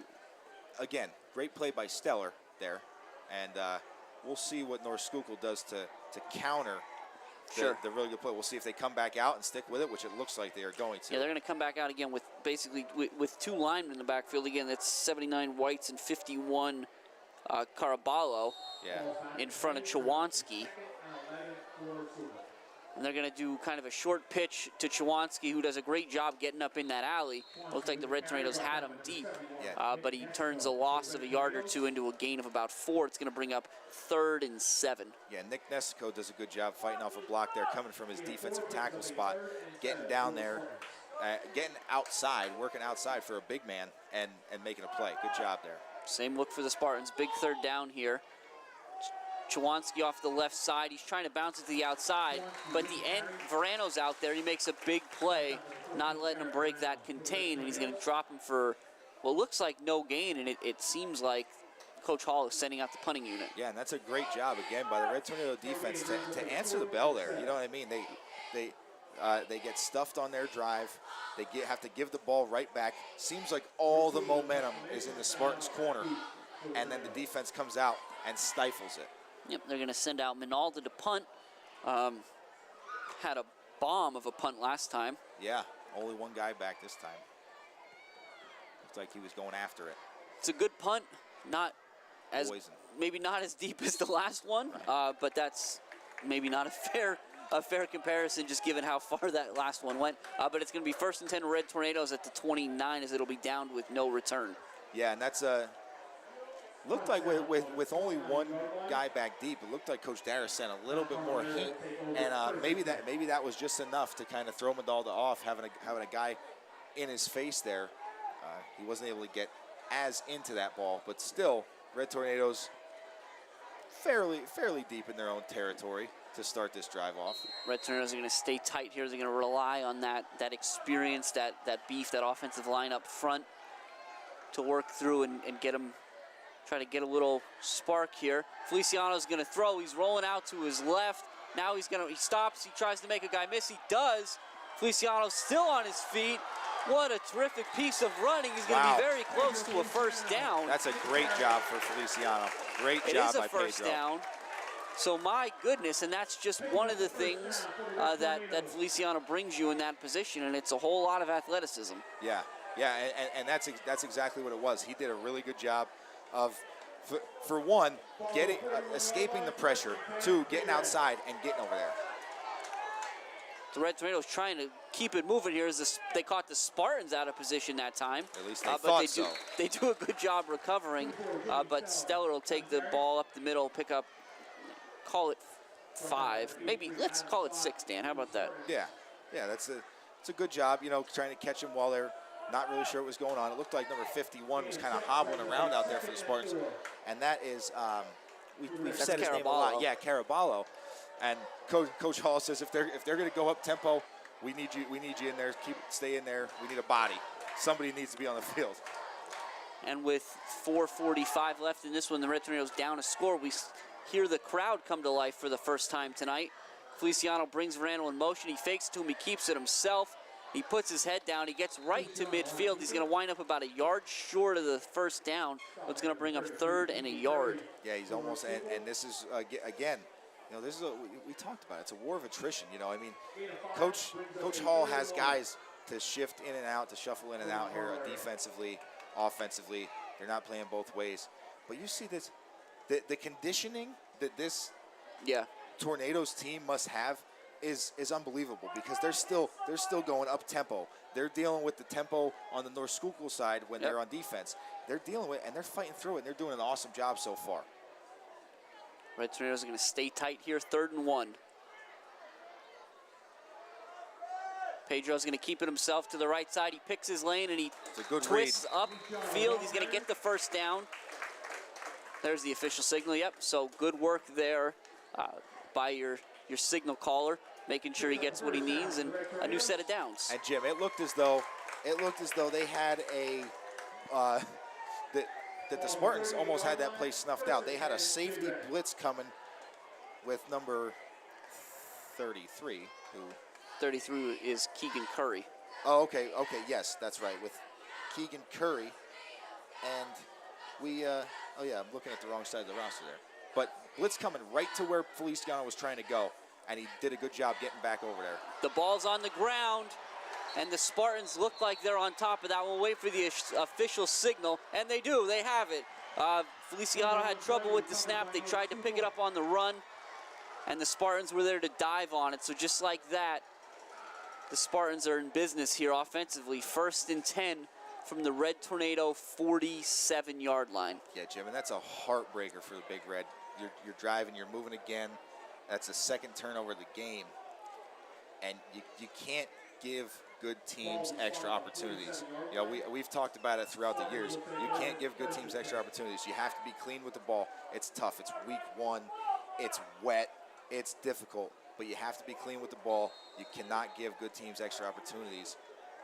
And that's 2 now. That's the 2nd one. Speaking of opportunities, again, we haven't a whole lot tonight, but just want to thank Academy Sports Center for their sponsorship of this broadcast. Here we go, 3:18 left, Spartans up 7. They go open again. Hall just slings it. He's going to out-throw Flail there. Looks like there was a little miscommunication. Flail looked like he was going to the post. Hall maybe throwing a flag. Yeah, and it did look like because of how often they've been going to Flail, there was a little bit of safety help over the top on that one too, which is good. I mean, it looks like Farinato's been kind of fading that way to help Spears out because they have been going to Flail so often. But they're going to stay open. This time they're going to hand it to Chawanski, though. And he's back up in the seam, and Farinato gets him by the shoestring. Yeah. Again, that shoestring is all that was between Chawanski and another 6 points. Yeah, that was a touchdown-saving tackle there. Good job by Farinato just being there. But they're right on it. It's Chawanski again. He's going to pick up a couple more. He'll get down to the 26. So we talk about it, that momentum, that up-tempo, no huddle. They're back at Chawanski one more time. Get down to the 20. Yep, be another first down. So the last 3 carries giving you 2 first downs. And they've all taken, I don't know, about 19 seconds off the clock. There is a down. Looks like a cramp again, hopefully. There's a Red Tornado down. Hopefully that's all it is. So we'll see what's going on here. One thing I want to point out, our friend in the press box, Aaron Domansky, they kind of started a new thing this season where they want to give you updates on kind of where some Red Tornadoes are, Red Tornadoes that are playing at the collegiate level. So tonight he was kind enough to kind of share some of his information with us. And he's calling it the Tornado Throwback, which I think is super cool. So our first Tornado Throwback is Billy Anderson. Billy was a 2019 MCA grad, and he's currently anchoring the offensive line at the center position for the Wilkes Colonels, wearing the familiar jersey number 75. And off the gridiron, he's doing just as well. He's got a 3.85 GPA as a criminology major.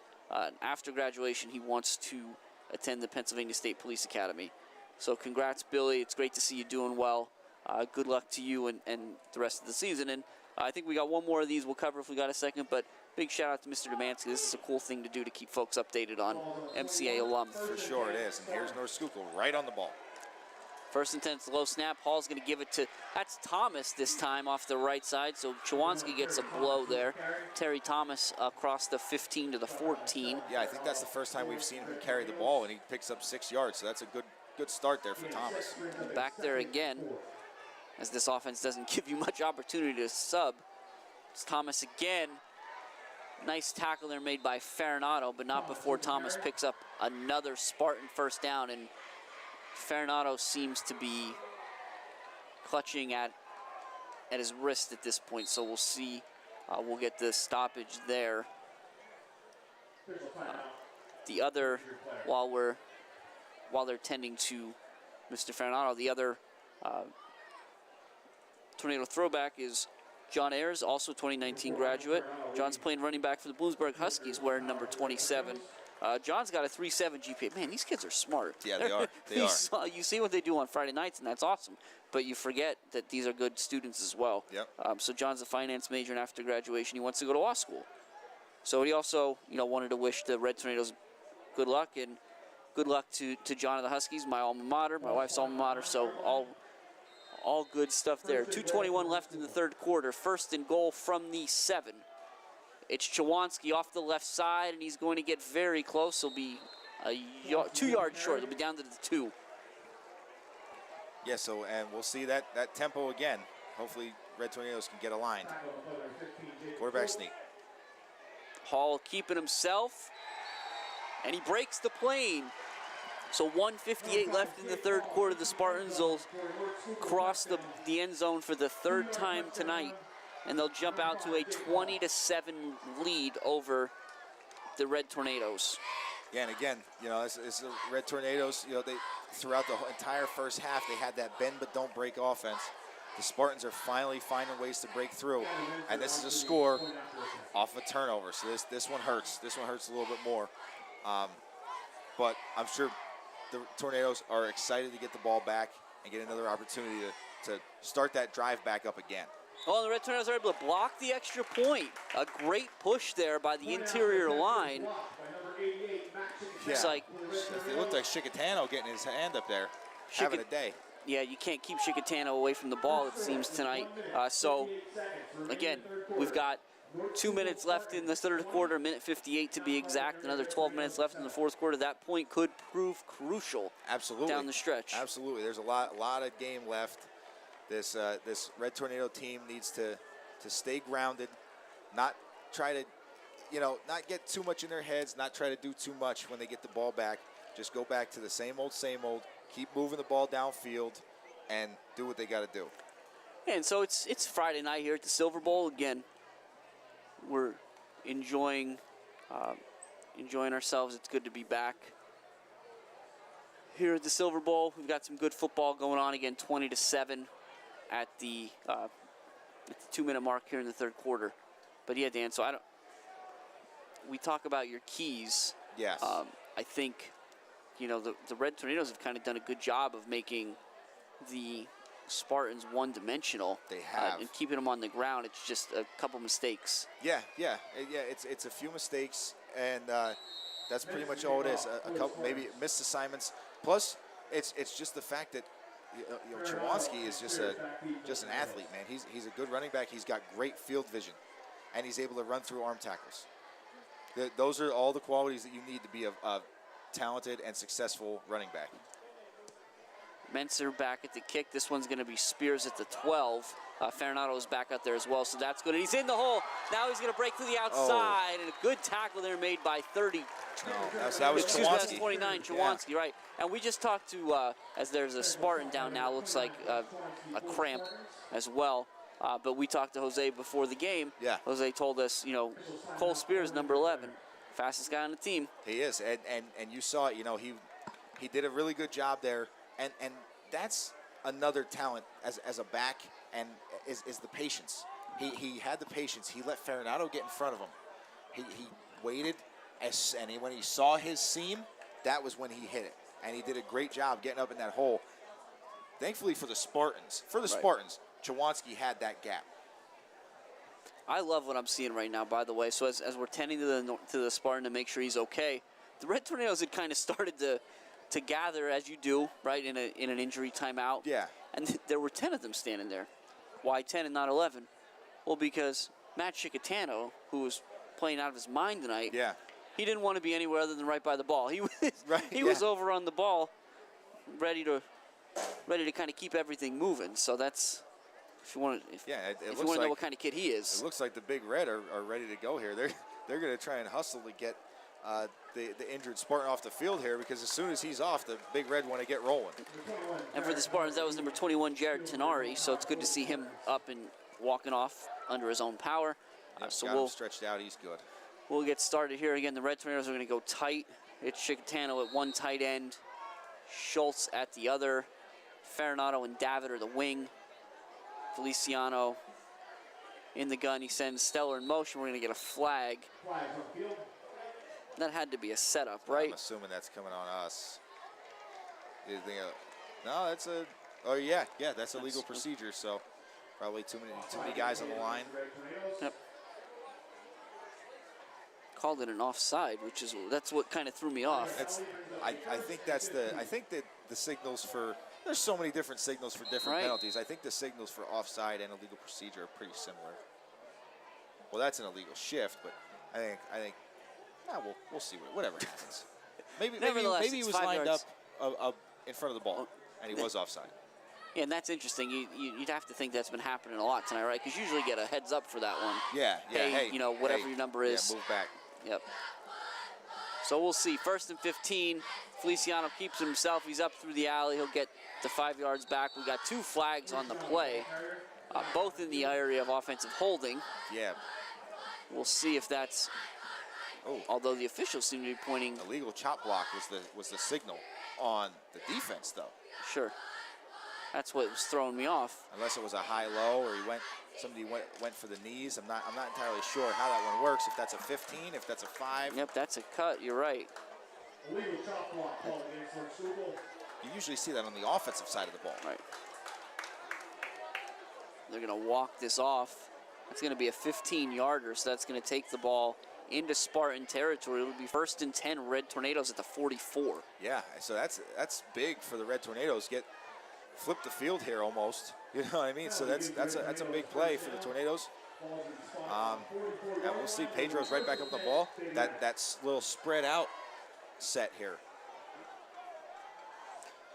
Fernando in motion. They're going to give it to him, and he gets through the alley, and he stays on his feet, does a nice job. He takes a big hit. He'll get out to the 40, so he'll pick up about 4. But, Dan, that one looked like there was more there. Yeah, it did. And I wasn't sure. I didn't get to see who it was, but he was able to – somebody on the Spartans defense was able to just grab a jersey and just pull him down. Stellar to the sideline for the Red Tornadoes. So they'll stay in that spread. This is what we kind of saw earlier. When Stellar was on the sideline, they like to go spread. Yeah. Fernando and Chicatano to the left. Schultz and Verano to the right. Davitt is kind of off center in front of Feliciano. Fernando in motion. He's going to roll. Feliciano, that is. He's got Schultz wide open, and he hits him in stride, and Schultz is in for a Red Tornado touchdown. It's a 40-yard pitch and catch to get the Tornadoes back on the board with 45 seconds left in the 3rd quarter. And Dan, that's a well-designed play. Absolutely, Jimmy. We talked about it. You keep running, you pull them safeties up, pull them safeties up, and then you have Schultz at the tight end spot. He just gets lost coming out of there. You know who's usually supposed to cover a tight end? A safety. Catch him peeking in the backfield. Yep. Pedro rolls out, breaks contained for 1, which gives him extra time, and then he finds Schultz wide open. That's a very well-designed play and very well executed. Pedro did a great job, because sometimes as a quarterback, you get nervous. You see that guy wide open, you overthrow, you underthrow. Pedro did a good job, floated it out there to him, let him come back to it and catch it, and get in there for the touchdown.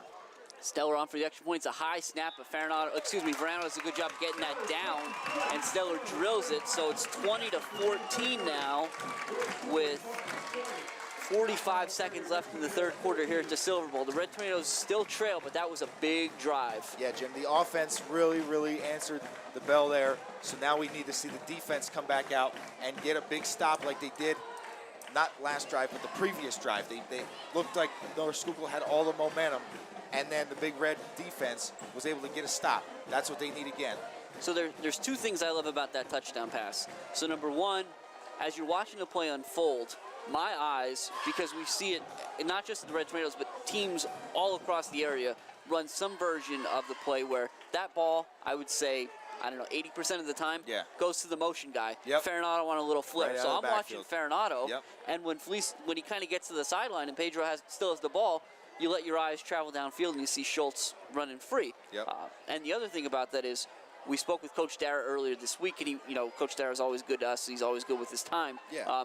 But he spoke of Schultz, right? Yep. Really high, because I'd asked him. I said, Coach, if you think about where we were a year ago, and look at the team and say, is there anybody that maybe 12 months ago you didn't think was going to, you didn't envision being as big a factor? And he said Schultz right away. He said he's been nothing but impressive for this whole offseason workout. So and he's a big part of the offense here. And again, you know, we talk about Feliciano as a quarterback. You know, this is really like his first official start where the team is his. Yeah. It seems like, you know what I mean? Like, he's got the ball. And he went through his progressions because I'm assuming that his progression is the same as we look at it. Sure. That guy out of the backfield first, you want to get that quick hitter. So he did a really good job going through his progressions. Good kick from Stellar there down to the 11. That's going to be Flail, and Flail got into the open field. The Red Tornadoes do a good job of closing the alley. David Yagodinsky on the play. 1st and 10 Spartans at the 34. Yeah, that's a good job 35, there. excuse me. Good job by the Red getting downfield and making a play there. So we'll see. Joey Flail having himself a night. Yeah, Joey Flail's been all around the ball. Like, for being a receiver on a team that has been running the ball a lot, he's been finding ways to get the ball, and it seems like Coach Hall schemes ways to get him the ball. He's a big contributor. So it looks like he's going to get a blow right now, though. Going to come open. It's going to be Chawanski up the middle. The Red Tornadoes do a good job. They seem to be ready for that one. Chawanski will get maybe 3 yards. It'll be 2nd and 7. Yeah, it's a little different variation of what we've seen. It's still 4 receivers technically on the ball, but there's 2 tight ends instead of 4 wide. We're getting double tight, double wide. And now we're going to get an injury timeout here as it appears to be Chawanski's turn to work through the cramps. Second half of the game, it's humid. It is. It's week 1. This is to be expected. You know what I mean? The first half, everybody kind of made it through. They did get that little break there in the second quarter. But now, you know what I mean, now you're really working hard getting through this third quarter. It's tough. So as you, again, enjoy kind of the sights and sounds here of tonight's game, if wherever you might be, if you're not able to be at the Silver Bowl, maybe you're in the garage of a good friend like the Four Springs. I hope you guys are enjoying the game tonight. It's good to know you're out there. Yeah, or if you're at the beach in Ocean City, where I'll be going to after this game, if we do get through it, I'll be shout out to the guys down there that are already there, getting the party started. Well, I'm just glad you haven't cramped up on me yet, if we're being honest. I stay moving around up here. You know what I mean? I stay moving around. I try to keep loose. Yeah, it's an interesting night. The weather's been really just this whole day. The weather's been weird. I know we were talking about it before. I don't know, 2 hours before kickoff, maybe it was still sunny and hot and humid. Yeah, 90 degrees, miserable out. And then it rained like I've never seen. All of a sudden, I mean, we had a camera get knocked over here. Yeah. In the TV studio.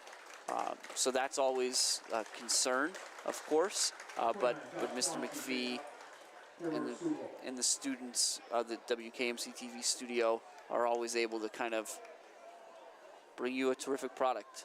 1 camera, 6 cameras, no cameras, whatever the situation may be, they can figure it out. Yeah, I want to give a little shout out to Jacob Schultz there. Obviously, he caught the touchdown on one end. And as Chawanski, who's been such a gamer for North Schuylkill, he's been carrying a lot of the load for North Schuylkill's offense. As he's being helped off the field here, Schultz gave him a little pat on the back. So hopefully you get back out here soon. That's game recognizing game. So you got to respect that. So the clock is running. This should be the last snap of the third quarter here. We'll see if the Spartans opt to take it. Hall doesn't look interested at all. And that'll do it here for the third quarter. So after 3, the Red Tornadoes trail the visiting Spartans 20-14. And when we resume in the fourth quarter here, the Spartans will be facing a 2nd and 7. So Dan, what have you seen tonight? What are your takeaways through 3 quarters? Jim, I've personally for the Red Tornadoes, I've seen maturity throughout that entire team. That obviously that line is leading the charge. They've got the veterans on there, but just maturity from top to bottom.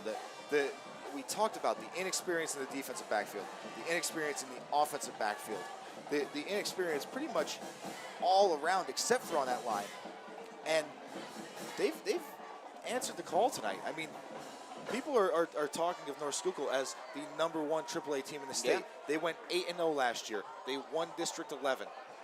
And now they come here to a team that had a shortened season last year and graduated some very, very important parts of their team last year. Graduated some big-time guys last year. And it's a 6-point game with 12 minutes to go. Red Tornadoes have a very good opportunity to tie this up.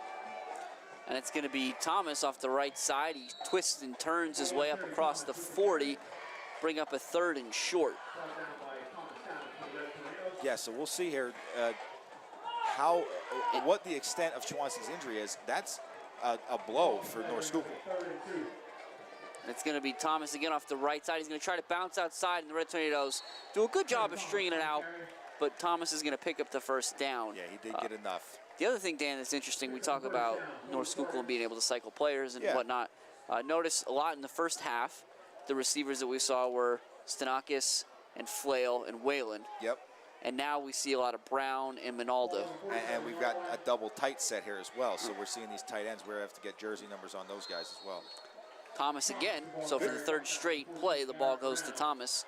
Good tackle there by Verano, and it looks like these guys are doing a really good job going after the ball. You know, we wrap it up and then getting your arm around that ball, especially later in the game, down a score, you got to try and get the ball back by any means necessary.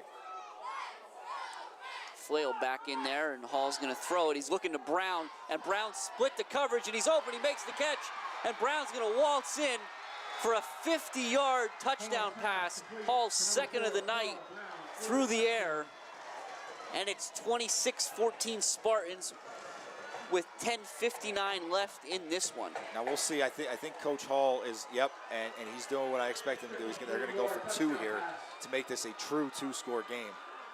But again, the only upside of this for the Red Tornadoes currently is quick scores means they get the ball back offensively quicker. So we will see what they do when they get the ball back on the offensive side of the ball. They have been doing just a really good job moving the ball. And then, you know, the big play on the last drive kind of had North Schuylkill's defense reeling. And they've been sitting on the sideline just kind of stewing in that. So we'll see what happens. This is their big package. They pitch it to Thomas. The Red Tornadoes sniff it out and will stop them. That was a big stick there by, looked like, is that who I think it is? Matthew Chicatano putting the big hit on him to start that tackle up. That's a great job. Looked like Julian Steller in on the tackle as well, but it looked like Matt Chicatano put the stick on him. So with the stop, it'll stay 26-14 here. Again, like you said, Dan, a lot of time from the Red Tornadoes. A couple things you gotta start to account for, right? And one of them is that you saw the Spartans do essentially what the Red Tornadoes did, where maybe you lull the defensive backfield to sleep a little bit with it was Thomas, Brown over the top. Yep, and that's good coaching. You know, both of these coaches have a lot of experience. Coach Hall's been coaching forever at North Schuylkill. Coach Darr's been here. We talked about it. It was his 7th season now here with Mount Carmel. And you run the same system. You have good players. You're able to teach it. I mean, the best example of it is Southern Columbia, who you know put up 40 points on Berwick tonight. But you know you continue to run the same system as a coach. You learn how it's going to go. Like you have plays figured out in your head. You're like, all right, if these 3 plays work out, then this one is going to work right after that. Yeah.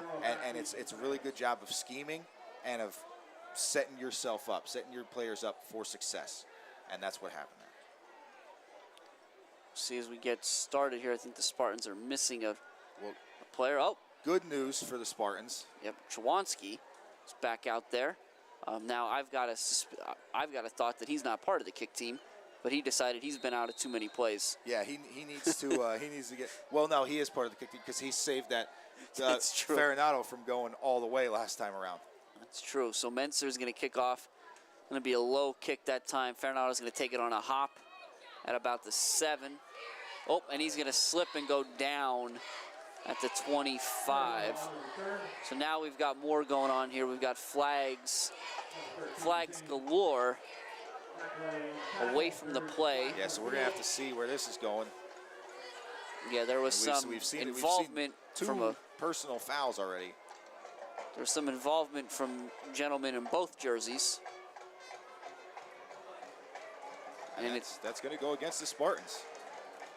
Appears they're going to make that decision of where it started. That'll go against the Spartans. So they're going to throw 15 on top of the Farinado return. Oh, I was going to say, he just threw the ball out there. I guess he's getting Mount Carmel's ball in here first before we. I was confused. I was like, isn't he going to walk it off? So that'll take you out to about the 39. It should be if they started at the 24. I'm not a math major. That's what it looks like, about the 39. So 10:56 left in this one again. The Red Tornadoes down 12 here at home in their 2021 season opener. But again, with Stellar on the sideline, they're going to go open again. Verano comes in motion. They'll snap it behind him. Pedro's going to throw. And he's going to look right down the middle. He's got Schultz. There's the flag. There it is. But here's the deal, and let's be honest about this. It's a smart play. It's what you do. That was 6 points. If not for the hold, you'd gladly give up the 15 yards. Yeah. And as unfortunate as it is for the Red Tornadoes, that's Xander McElhaney out there. I believe that was the guy on his hip that is going to be getting called for the hold. That's a smart play. That's what you teach your defensive backs. If you get beat deep, defensive holding is a 5-yard penalty. Yep. You're going to take that 5-yard penalty over a touchdown anytime. Yep. So they're going to get him. They're actually going to call pass interference on that one. Which is a 10-yarder. Right. I so believe. it'll be a little bit more. Looks like it'll be a 15 till they finish that long walk. But again, it's better than 6 points. It is. But that also, because I believe pass interference used to be a 10-yard penalty, and defensive holding is only a 5-yarder. So really, with a play that's going to turn into a score, I think the referees make a judgment call on that. Like that 5 yards is nothing. But so, there were some things there, Dan, and we'll get to them when we have a second. As they hand it to Verano around the corner, he cuts up inside. That play, while it doesn't, Red Tornadoes pick up 15 yards instead of 6 points. You watch Feliciano.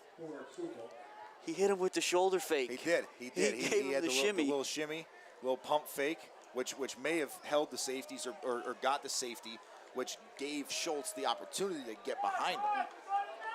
I mean, if you're Coach Darren, you're looking out there, that's exciting to see. Yeah, yes, it is. It is, because it looks like Feliciano's really coming to his own. He also threw a beautiful ball out there, too, afterward. 2nd and 4. Farinado comes in motion. Pedro's going to throw again. He's under pressure. He steps up, and he's going to go down. There'll be a sack there. He's going to lose about 3, we'll say. Yeah, that's a hard one. He stepped away from trouble into some other stuff, so that's tough there. There wasn't really anywhere for him to go. Yeah. Yeah, that was a really tough one for Pedro, and unfortunately, when he did step up, you're right, he made the first 2 guys miss, it looked like, but you can only do so much. Yeah, and it's important that you learn to climb that pocket. That was great to see, but sometimes it just breaks down, and the good news is it was a bad play. Right. I should say it was a busted play. It didn't turn into a turnover or anything else like that. Yeah. So you live to play another down. It's 3rd and 9 now. Absolutely. Pedro's going to throw again. He rolls to his left, and then they're going to throw a screen back to the other side. But just a terrific play by number 22, Evan Stanakis, for the Spartans. The Red Tornadoes had a screen set up. There was one guy that could stop it from being a big play. Stanakis slipped the block and dropped Verano at the 40. Yeah, that was a real good job. Real good job there by Verano. Looks like. Well, now it's 4th down here, Dan. So they're going to normal here. Going to go back to a little bit of the beef. Stellar's back in there. Davitt's in there as well. Yeah, I mean, Schultz and Chicatano are tight at tight end. I think in a situation like this, late in the game, 4th down, you got to go with your veteran, right? You got to give Stellar the ball. 4th and 3, big play for the Red Tornadoes. He goes in motion. They're going to pitch it to him, and Stellar delivers. Yes, he does. Because what else would he do? Absolutely right. I think you know, we've seen that time and time again that if you need 3, 4, 5 yards, he's going to be your guy. And look at this. Steller's right back out, so he must, whatever he's dealing with, he mustered enough to come through with the biggest play of the game for the Red Tornadoes at this point to keep that drive moving. Yeah, and exactly, and that's one of those situations where as a coach, you look at him and you say, can you get me 5 yards? And you know, we talked about it earlier, Steller is a gamer. He's going to say, absolutely I can, coach. Now on first down, they're going to stay tight. Zarski's going to be in there. And it's going to be play actions. Feliciano in all kinds of trouble. Could make the first guy miss, but there were too many white jerseys there. Yeah. There's only so much he could do. It's going to be a big sack. He's going to lose about 9. And that's a tough one, too, there for Feliciano, because you get a little confusion in the backfield. Yep. The motion guy and the fake guy run into each other, which throws off the blocking, so that guy coming off the edge comes untouched, so which kind of was what destroyed that whole play. Yeah, but now you're looking at this, and you got to remember, you're not trying to pick up 18 on this play, right? You got 3 plays downs to get the 18 yards. So Feliciano, they're going to go back wide. Verano in motion. Feliciano's going to roll that way. He's got Verano in the flat. Good reception, but a huge play, and that's Flail out there. Drops Verano before he can turn upfield. He'll pick up a couple, but there was an opportunity there, and Flail closed the door on that real quick. Yeah, and that's a tough one there for Verano. Does a great job of just securing the catch. It was a little low, and then tries to turn upfield, but before he even gets his head around, he's getting hit. Great job by Flail. Is he coming from a safety spot to just get back out, to get out there, make that read, and get there from where he's playing at? Yeah, he's the corner on that side, but he was running with Chicatano, so he broke off his coverage to make the play. Now it's Fernato in motion. Pedro's going to stay in the straight drop. He avoids one rush. He can't avoid another one. He's going to be dropped again. The Red Tornadoes looked like they were trying to set up a screen that time. Yep. But Pedro didn't have enough time to make the play. Now they're faced with a 4th and a mile here. Because Pedro gave a quick look to the right-hand side and then looked back left, where Chicatano was the only receiver out there in cover. So they must have picked Chicatano up. Plus the pressure got there too quick. Yep. We're sending 4 guys out in a pass pattern, and they're sending 6 guys. You know what I mean? For the blitz, we only got 5 to pick them up. Not too many in the playbook to pick up a 4th and 26, but we're under 6 minutes here, and the Red Tornadoes are down 2 scores. Coach Dara doesn't have too many options. He's going to use his second timeout of the half to try to see what they can put together here. Yeah. 5:43, Red Tornadoes down 26-14. Have really put on a showing tonight. Have looked all the part of a legitimate contender for all their youth, even when you consider the youth. Again, and the Spartans, for their part, have certainly looked like the class of AAA, at least in District 11. Yeah, absolutely. I mean, they've fought hard to this point, and you know, this game is still far from over. A lot can happen in, you know, just under 6 minutes. So we'll see if this is a tough decision for Coach Dara. Now, it's 4th and forever. So you either need a huge play to break, or you punt it, and you hope that your defense can get you a stop. I think if there's more time on the clock, and I don't even mean that obviously like you're punting in the second quarter. I mean if there's 7 or 8 minutes maybe. Yeah. But with what the Spartans have done on offense and running the ball, you're not going to have too many other options. So I think we're going to look for one of those holding penalties, a pass interference, something. Just give Pedro a chance. And he's got Fernato. He had him. Just missed him. It was a great play call. It was open. Pedro threw a good ball. It was just a yard here. And it was at the sticks, too. Right. It was literally at the sticks. Like, he would have caught that ball at the first down marker. It was a beautiful ball. Yep. And you can't be mad about it. If you're Coach Dara, you cannot be mad about that, because he made the right read. He found the guy open, and he threw a great ball. Just one step. If that's the first quarter, and these guys aren't worn out, that ball's caught. That's Well, and one I of think- those situations. And I think give the Spartans credit there too, because it looked like there was just enough hand fighting with the defender in coverage there Yeah. between Farinato and that defender that it cost him a step. Yeah. And now they're back to Chawanski, who's powering through. And if there's somebody that's going to Wow. lead you the rest of the way, that's the guy. He'll carry Red Tornadoes across the 40 for Yeah. a first down. Yeah, I mean, that was impressive. I can't say anything but that. Great job by the Red to just hang on.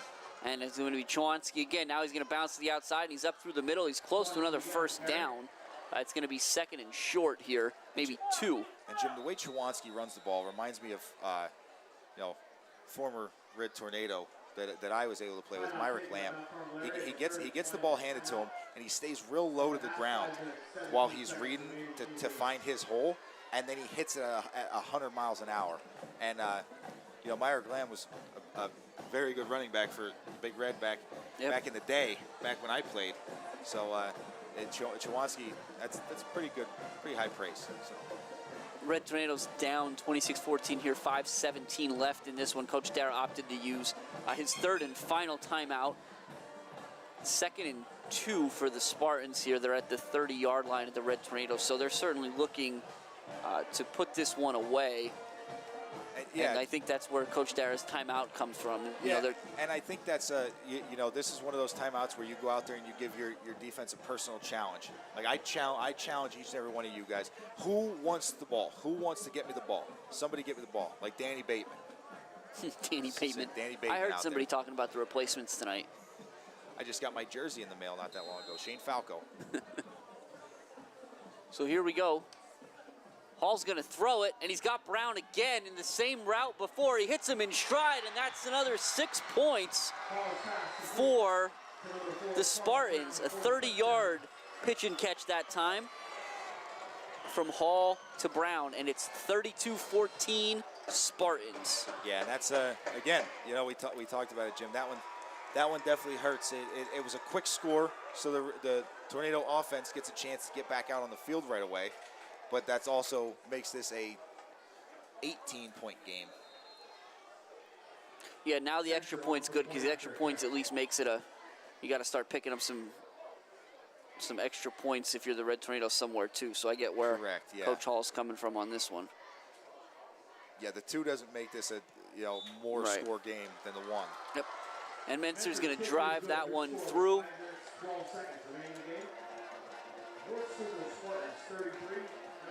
33-14 Spartans here at the Silver Bowl. 5:12 left.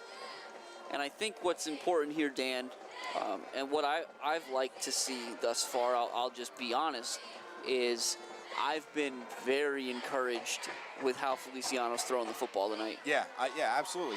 He's done a really good job, and he's going to get another opportunity here, more opportunities here throughout the rest of the game to put the ball in the air.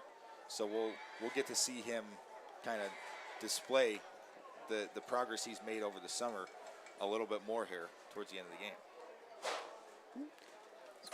Again, I think all things considered, when you account for things like lightning and rain and everything else, it's been a great night here at the Silver Bowl. It's not done yet by any stretch of the word, but it has been a good night. So we'll see the Red Tornadoes send it out. It's going to be Farinato and Spears again back to receive the kick. Looks like it'll be from Menser, yet again, who's had a nice night kicking the football. Like you said, Dan, we saw him in pregame. Yeah. Kicking. So if he's at the 25, 32, that's about a 40-yard field goal he's out there kicking. Yeah. Yeah, it's a kid's got a leg for sure. So it was impressive to see. All the ball boys and stuff that were out there catching them were all pumped up when he hit it. So Menser's kick will be down. It'll be a little shorter this time. Spears is going to try to pick it up. Farinato's just going to fall on it. That was a tough one. Spears had run about 13 yards before he could catch anything. And he was trying to catch that on the run around his knees. It slipped through the wickets, and Farinato fell on it. It'll be 1st and 10 Mount Carmel at the 23-yard line. Yeah, so we'll see here what what Coach Dara dials up. I think we talked about it. I think we're going to see more of that passing game here. And look at this, see some different jersey numbers out there too, Dan. It looks like it's going to be Spears in at the quarterback position. Okay. Yagodinsky's out there at, my guess is the fullback. Zarski will be in the tailback position. Still Verano on the wing. Yep. But a little different personnel. Spears is going to keep it himself. He's up the middle. He does a nice job That's a good run there by avoiding Spears. some tacklers and powers through. Yeah, that's a real good run there by Spears. He's going to pick up 9 on the play, and he carried. They're going to give him a first down, so it's going to be 10. And he carried Spartans for about the last 7 of them. Yeah, and that's the thing, Jim. You know, a lot of opposing coaches, they'll see the different personnel in there and think that Coach Dara is phoning it in. He talked to us about this earlier in the week. Hand off to Zarski there. He'll get over the 35, pick up about 4, 2nd and 6 with 4:40 left. But Coach talked about it earlier in the week. These guys that are on the field right now are just as capable and just as talented as the guys that were on the field before. So, you know, you see a different personnel. I think, oh, he's mailing it in. This one's over with. But no, these guys can move the ball very effectively. Looks like the Red Tornadoes also have some changes on the offensive line there. I see, looks like number 60, Ken Wetzel, is in there at the center position. We got a flag on the play. It'll be against the Spartans, so 5 yards for the Red Tornado cause. Bring up 2nd and 3.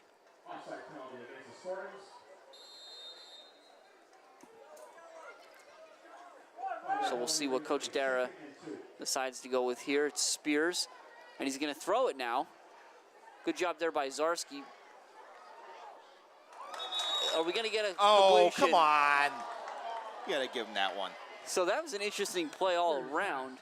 Spears takes the snap. He's under pressure pretty quickly. Zarski does a nice job of riding the blitzer away from Spears, but as he steps up, he finds himself in the grasp. He delivers a nice ball. He did. To Verano. Verano makes a nice play along the sideline, but I think he was. Let's put it this way. His toe was on the line the same way Kevin Durant's toe was on the line in Game 7 versus Milwaukee. Yeah, that's one that you got to give him. You got to give him that. Spears up over the 40, up over the 45. We'll get another first down there for the Red Tornadoes. The clock does continue. Well, I should say it's going to stop here, but it will continue to tick. We're under 4 minutes now. Again, the Spartans on top of the Red Tornadoes, 33-14 in this 2021 season opener for both teams. Yeah, it's a good run there by Spears to get the first down, move the chains, keep it rolling here, give him another chance to maybe put another one in the air, which it looks like might be the play here. Spears takes the snap. He's going to roll to his left. He's looking for Zarski. Now he's going to stop and throw it back across his body in the direction of Chicatano. And given the night he's had, if anybody was going to make that catch, it would have been Chicatano. But it does fall harmlessly to the turf. It'll be 2nd and 10. Yeah, it's a well-designed play, but it's a tough one for the Tornadoes because the Spartans weren't fooled. That one, usually you get that roll out to the left, you find somebody running wide open down the other side. They weren't able to. Good on the Spartans' defensive backs for staying with their guys. It's going to be Zarski to the right side. He does a nice job picking his lane. He'll be close to the first down. The Red Tornadoes made some other changes, trying to get some jersey numbers as best we can. Looks like 77 Noah Shimko's in there. 75 Matt Kelly had come out for the play. It's going to be 3rd and 1 now for the Red Tornadoes. Yep.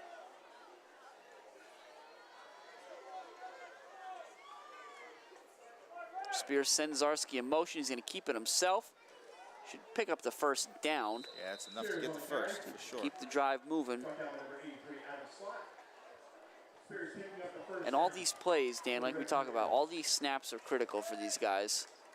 For sure. Given how young Mount Carmel is, not just for the rest of the season, but for the coming seasons as well. Yeah, you have to get these reps in against good teams, just to kind of, get that little bit of experience. See the game speed at the varsity level. Spears is going to throw it again. He's got Chicatano out in the flat. It's great play there made by Let's see if we get him. We'll see. 22, Stanakis, Yeah, that was a really who's nice been play. all over the place. Put him right up there with Flail in terms of having good nights. Yeah, yeah, that was a really good play there by Stanakis. Did a great job of knocking that one down. Although maybe, to be fair, Flail, big night. Stanakis, big night. Chawanski, big night. I don't know that anybody's been bigger for the Spartans than Hall and Brown. Yeah. The two really back-breaking touchdown passes in the second half. Zarski takes the pitch across the 40. Stay in bounds. The clock will continue to wind. 2:40 left. Going to bring up 3rd and 7, we'll call it. Yeah. So we'll see what Coach Dare decides to do here, if they put it in the air or if they try and stick with it on the ground here. On a 3rd and medium. Red Tornadoes approach the ball.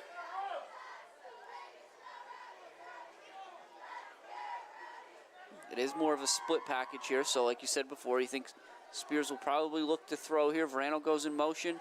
He's going to drop straight back. He's under pressure, and he's going to sling it to Schultz. Fall incomplete. He's going to bring up 4th and 7. And that's one of them situations, Jim, for Spears at least, where you really don't have any other option. Right. So you got to put it up there, and if you're going to put it where either your guy can get it or nobody can get it. So good job just keeping possession of the ball, essentially. Yeah, you had like Minalda. It was Minalda and McGee yeah. in coverage out there.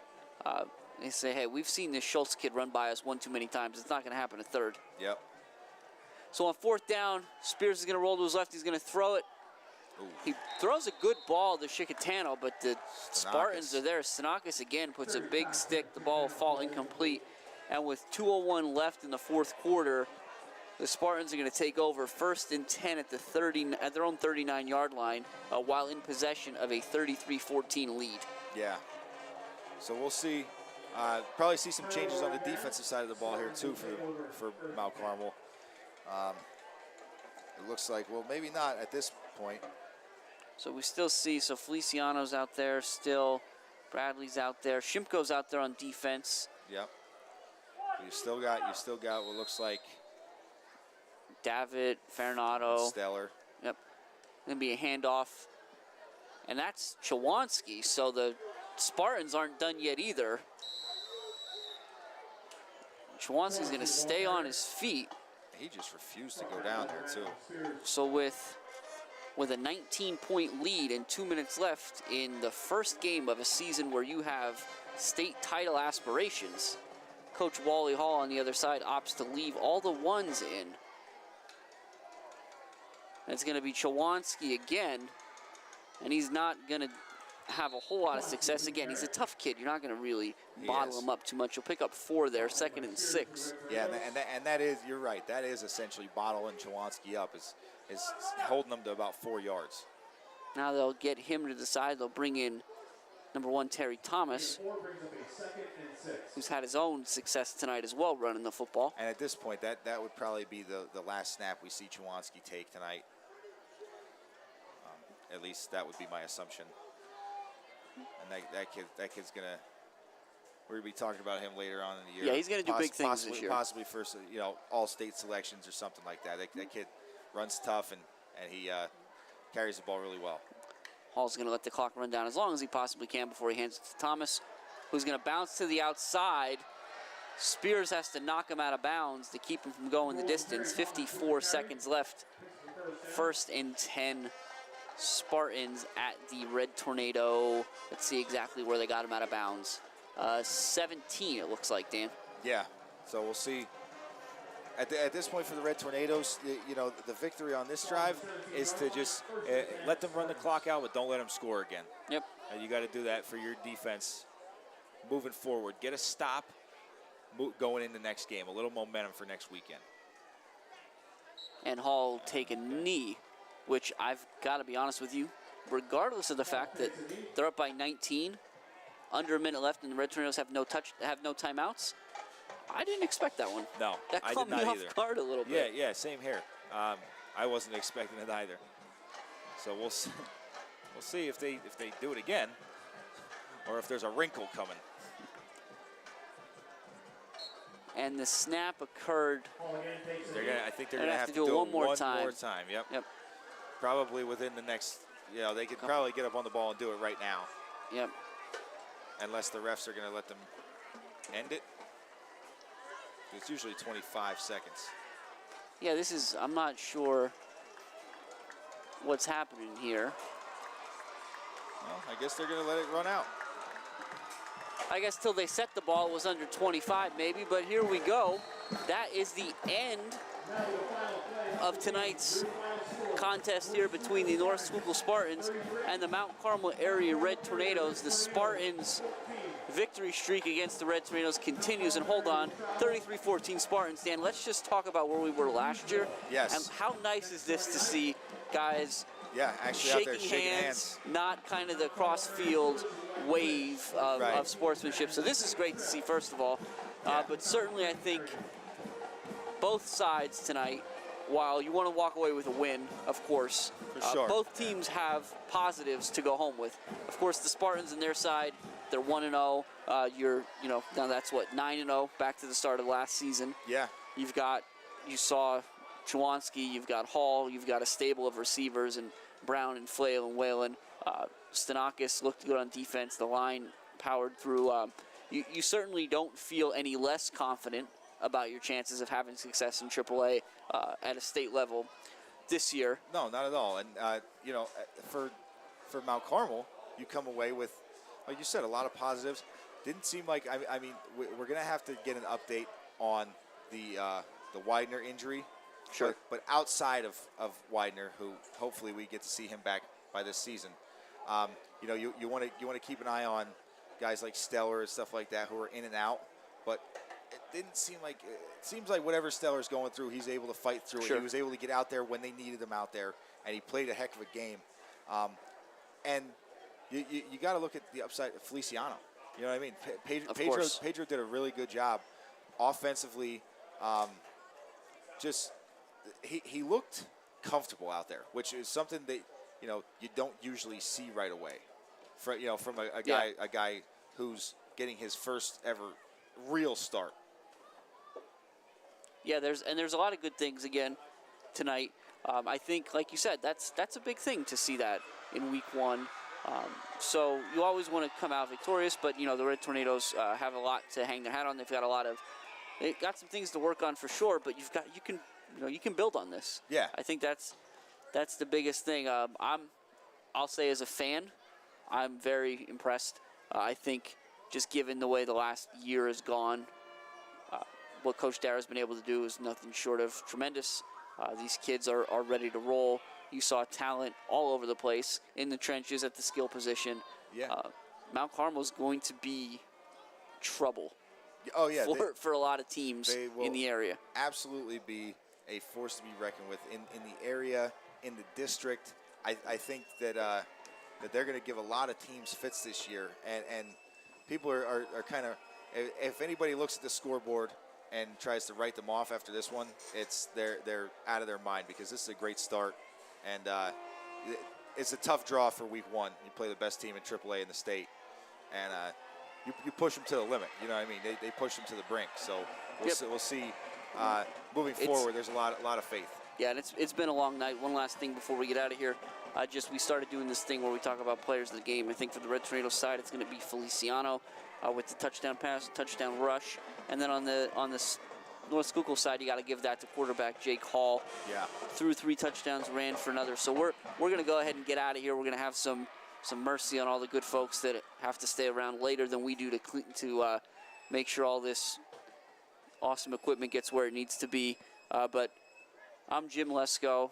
I'm Dan Lesko. For Jose Gonzalo, we're out of here, and we'll see you next week. Thanks.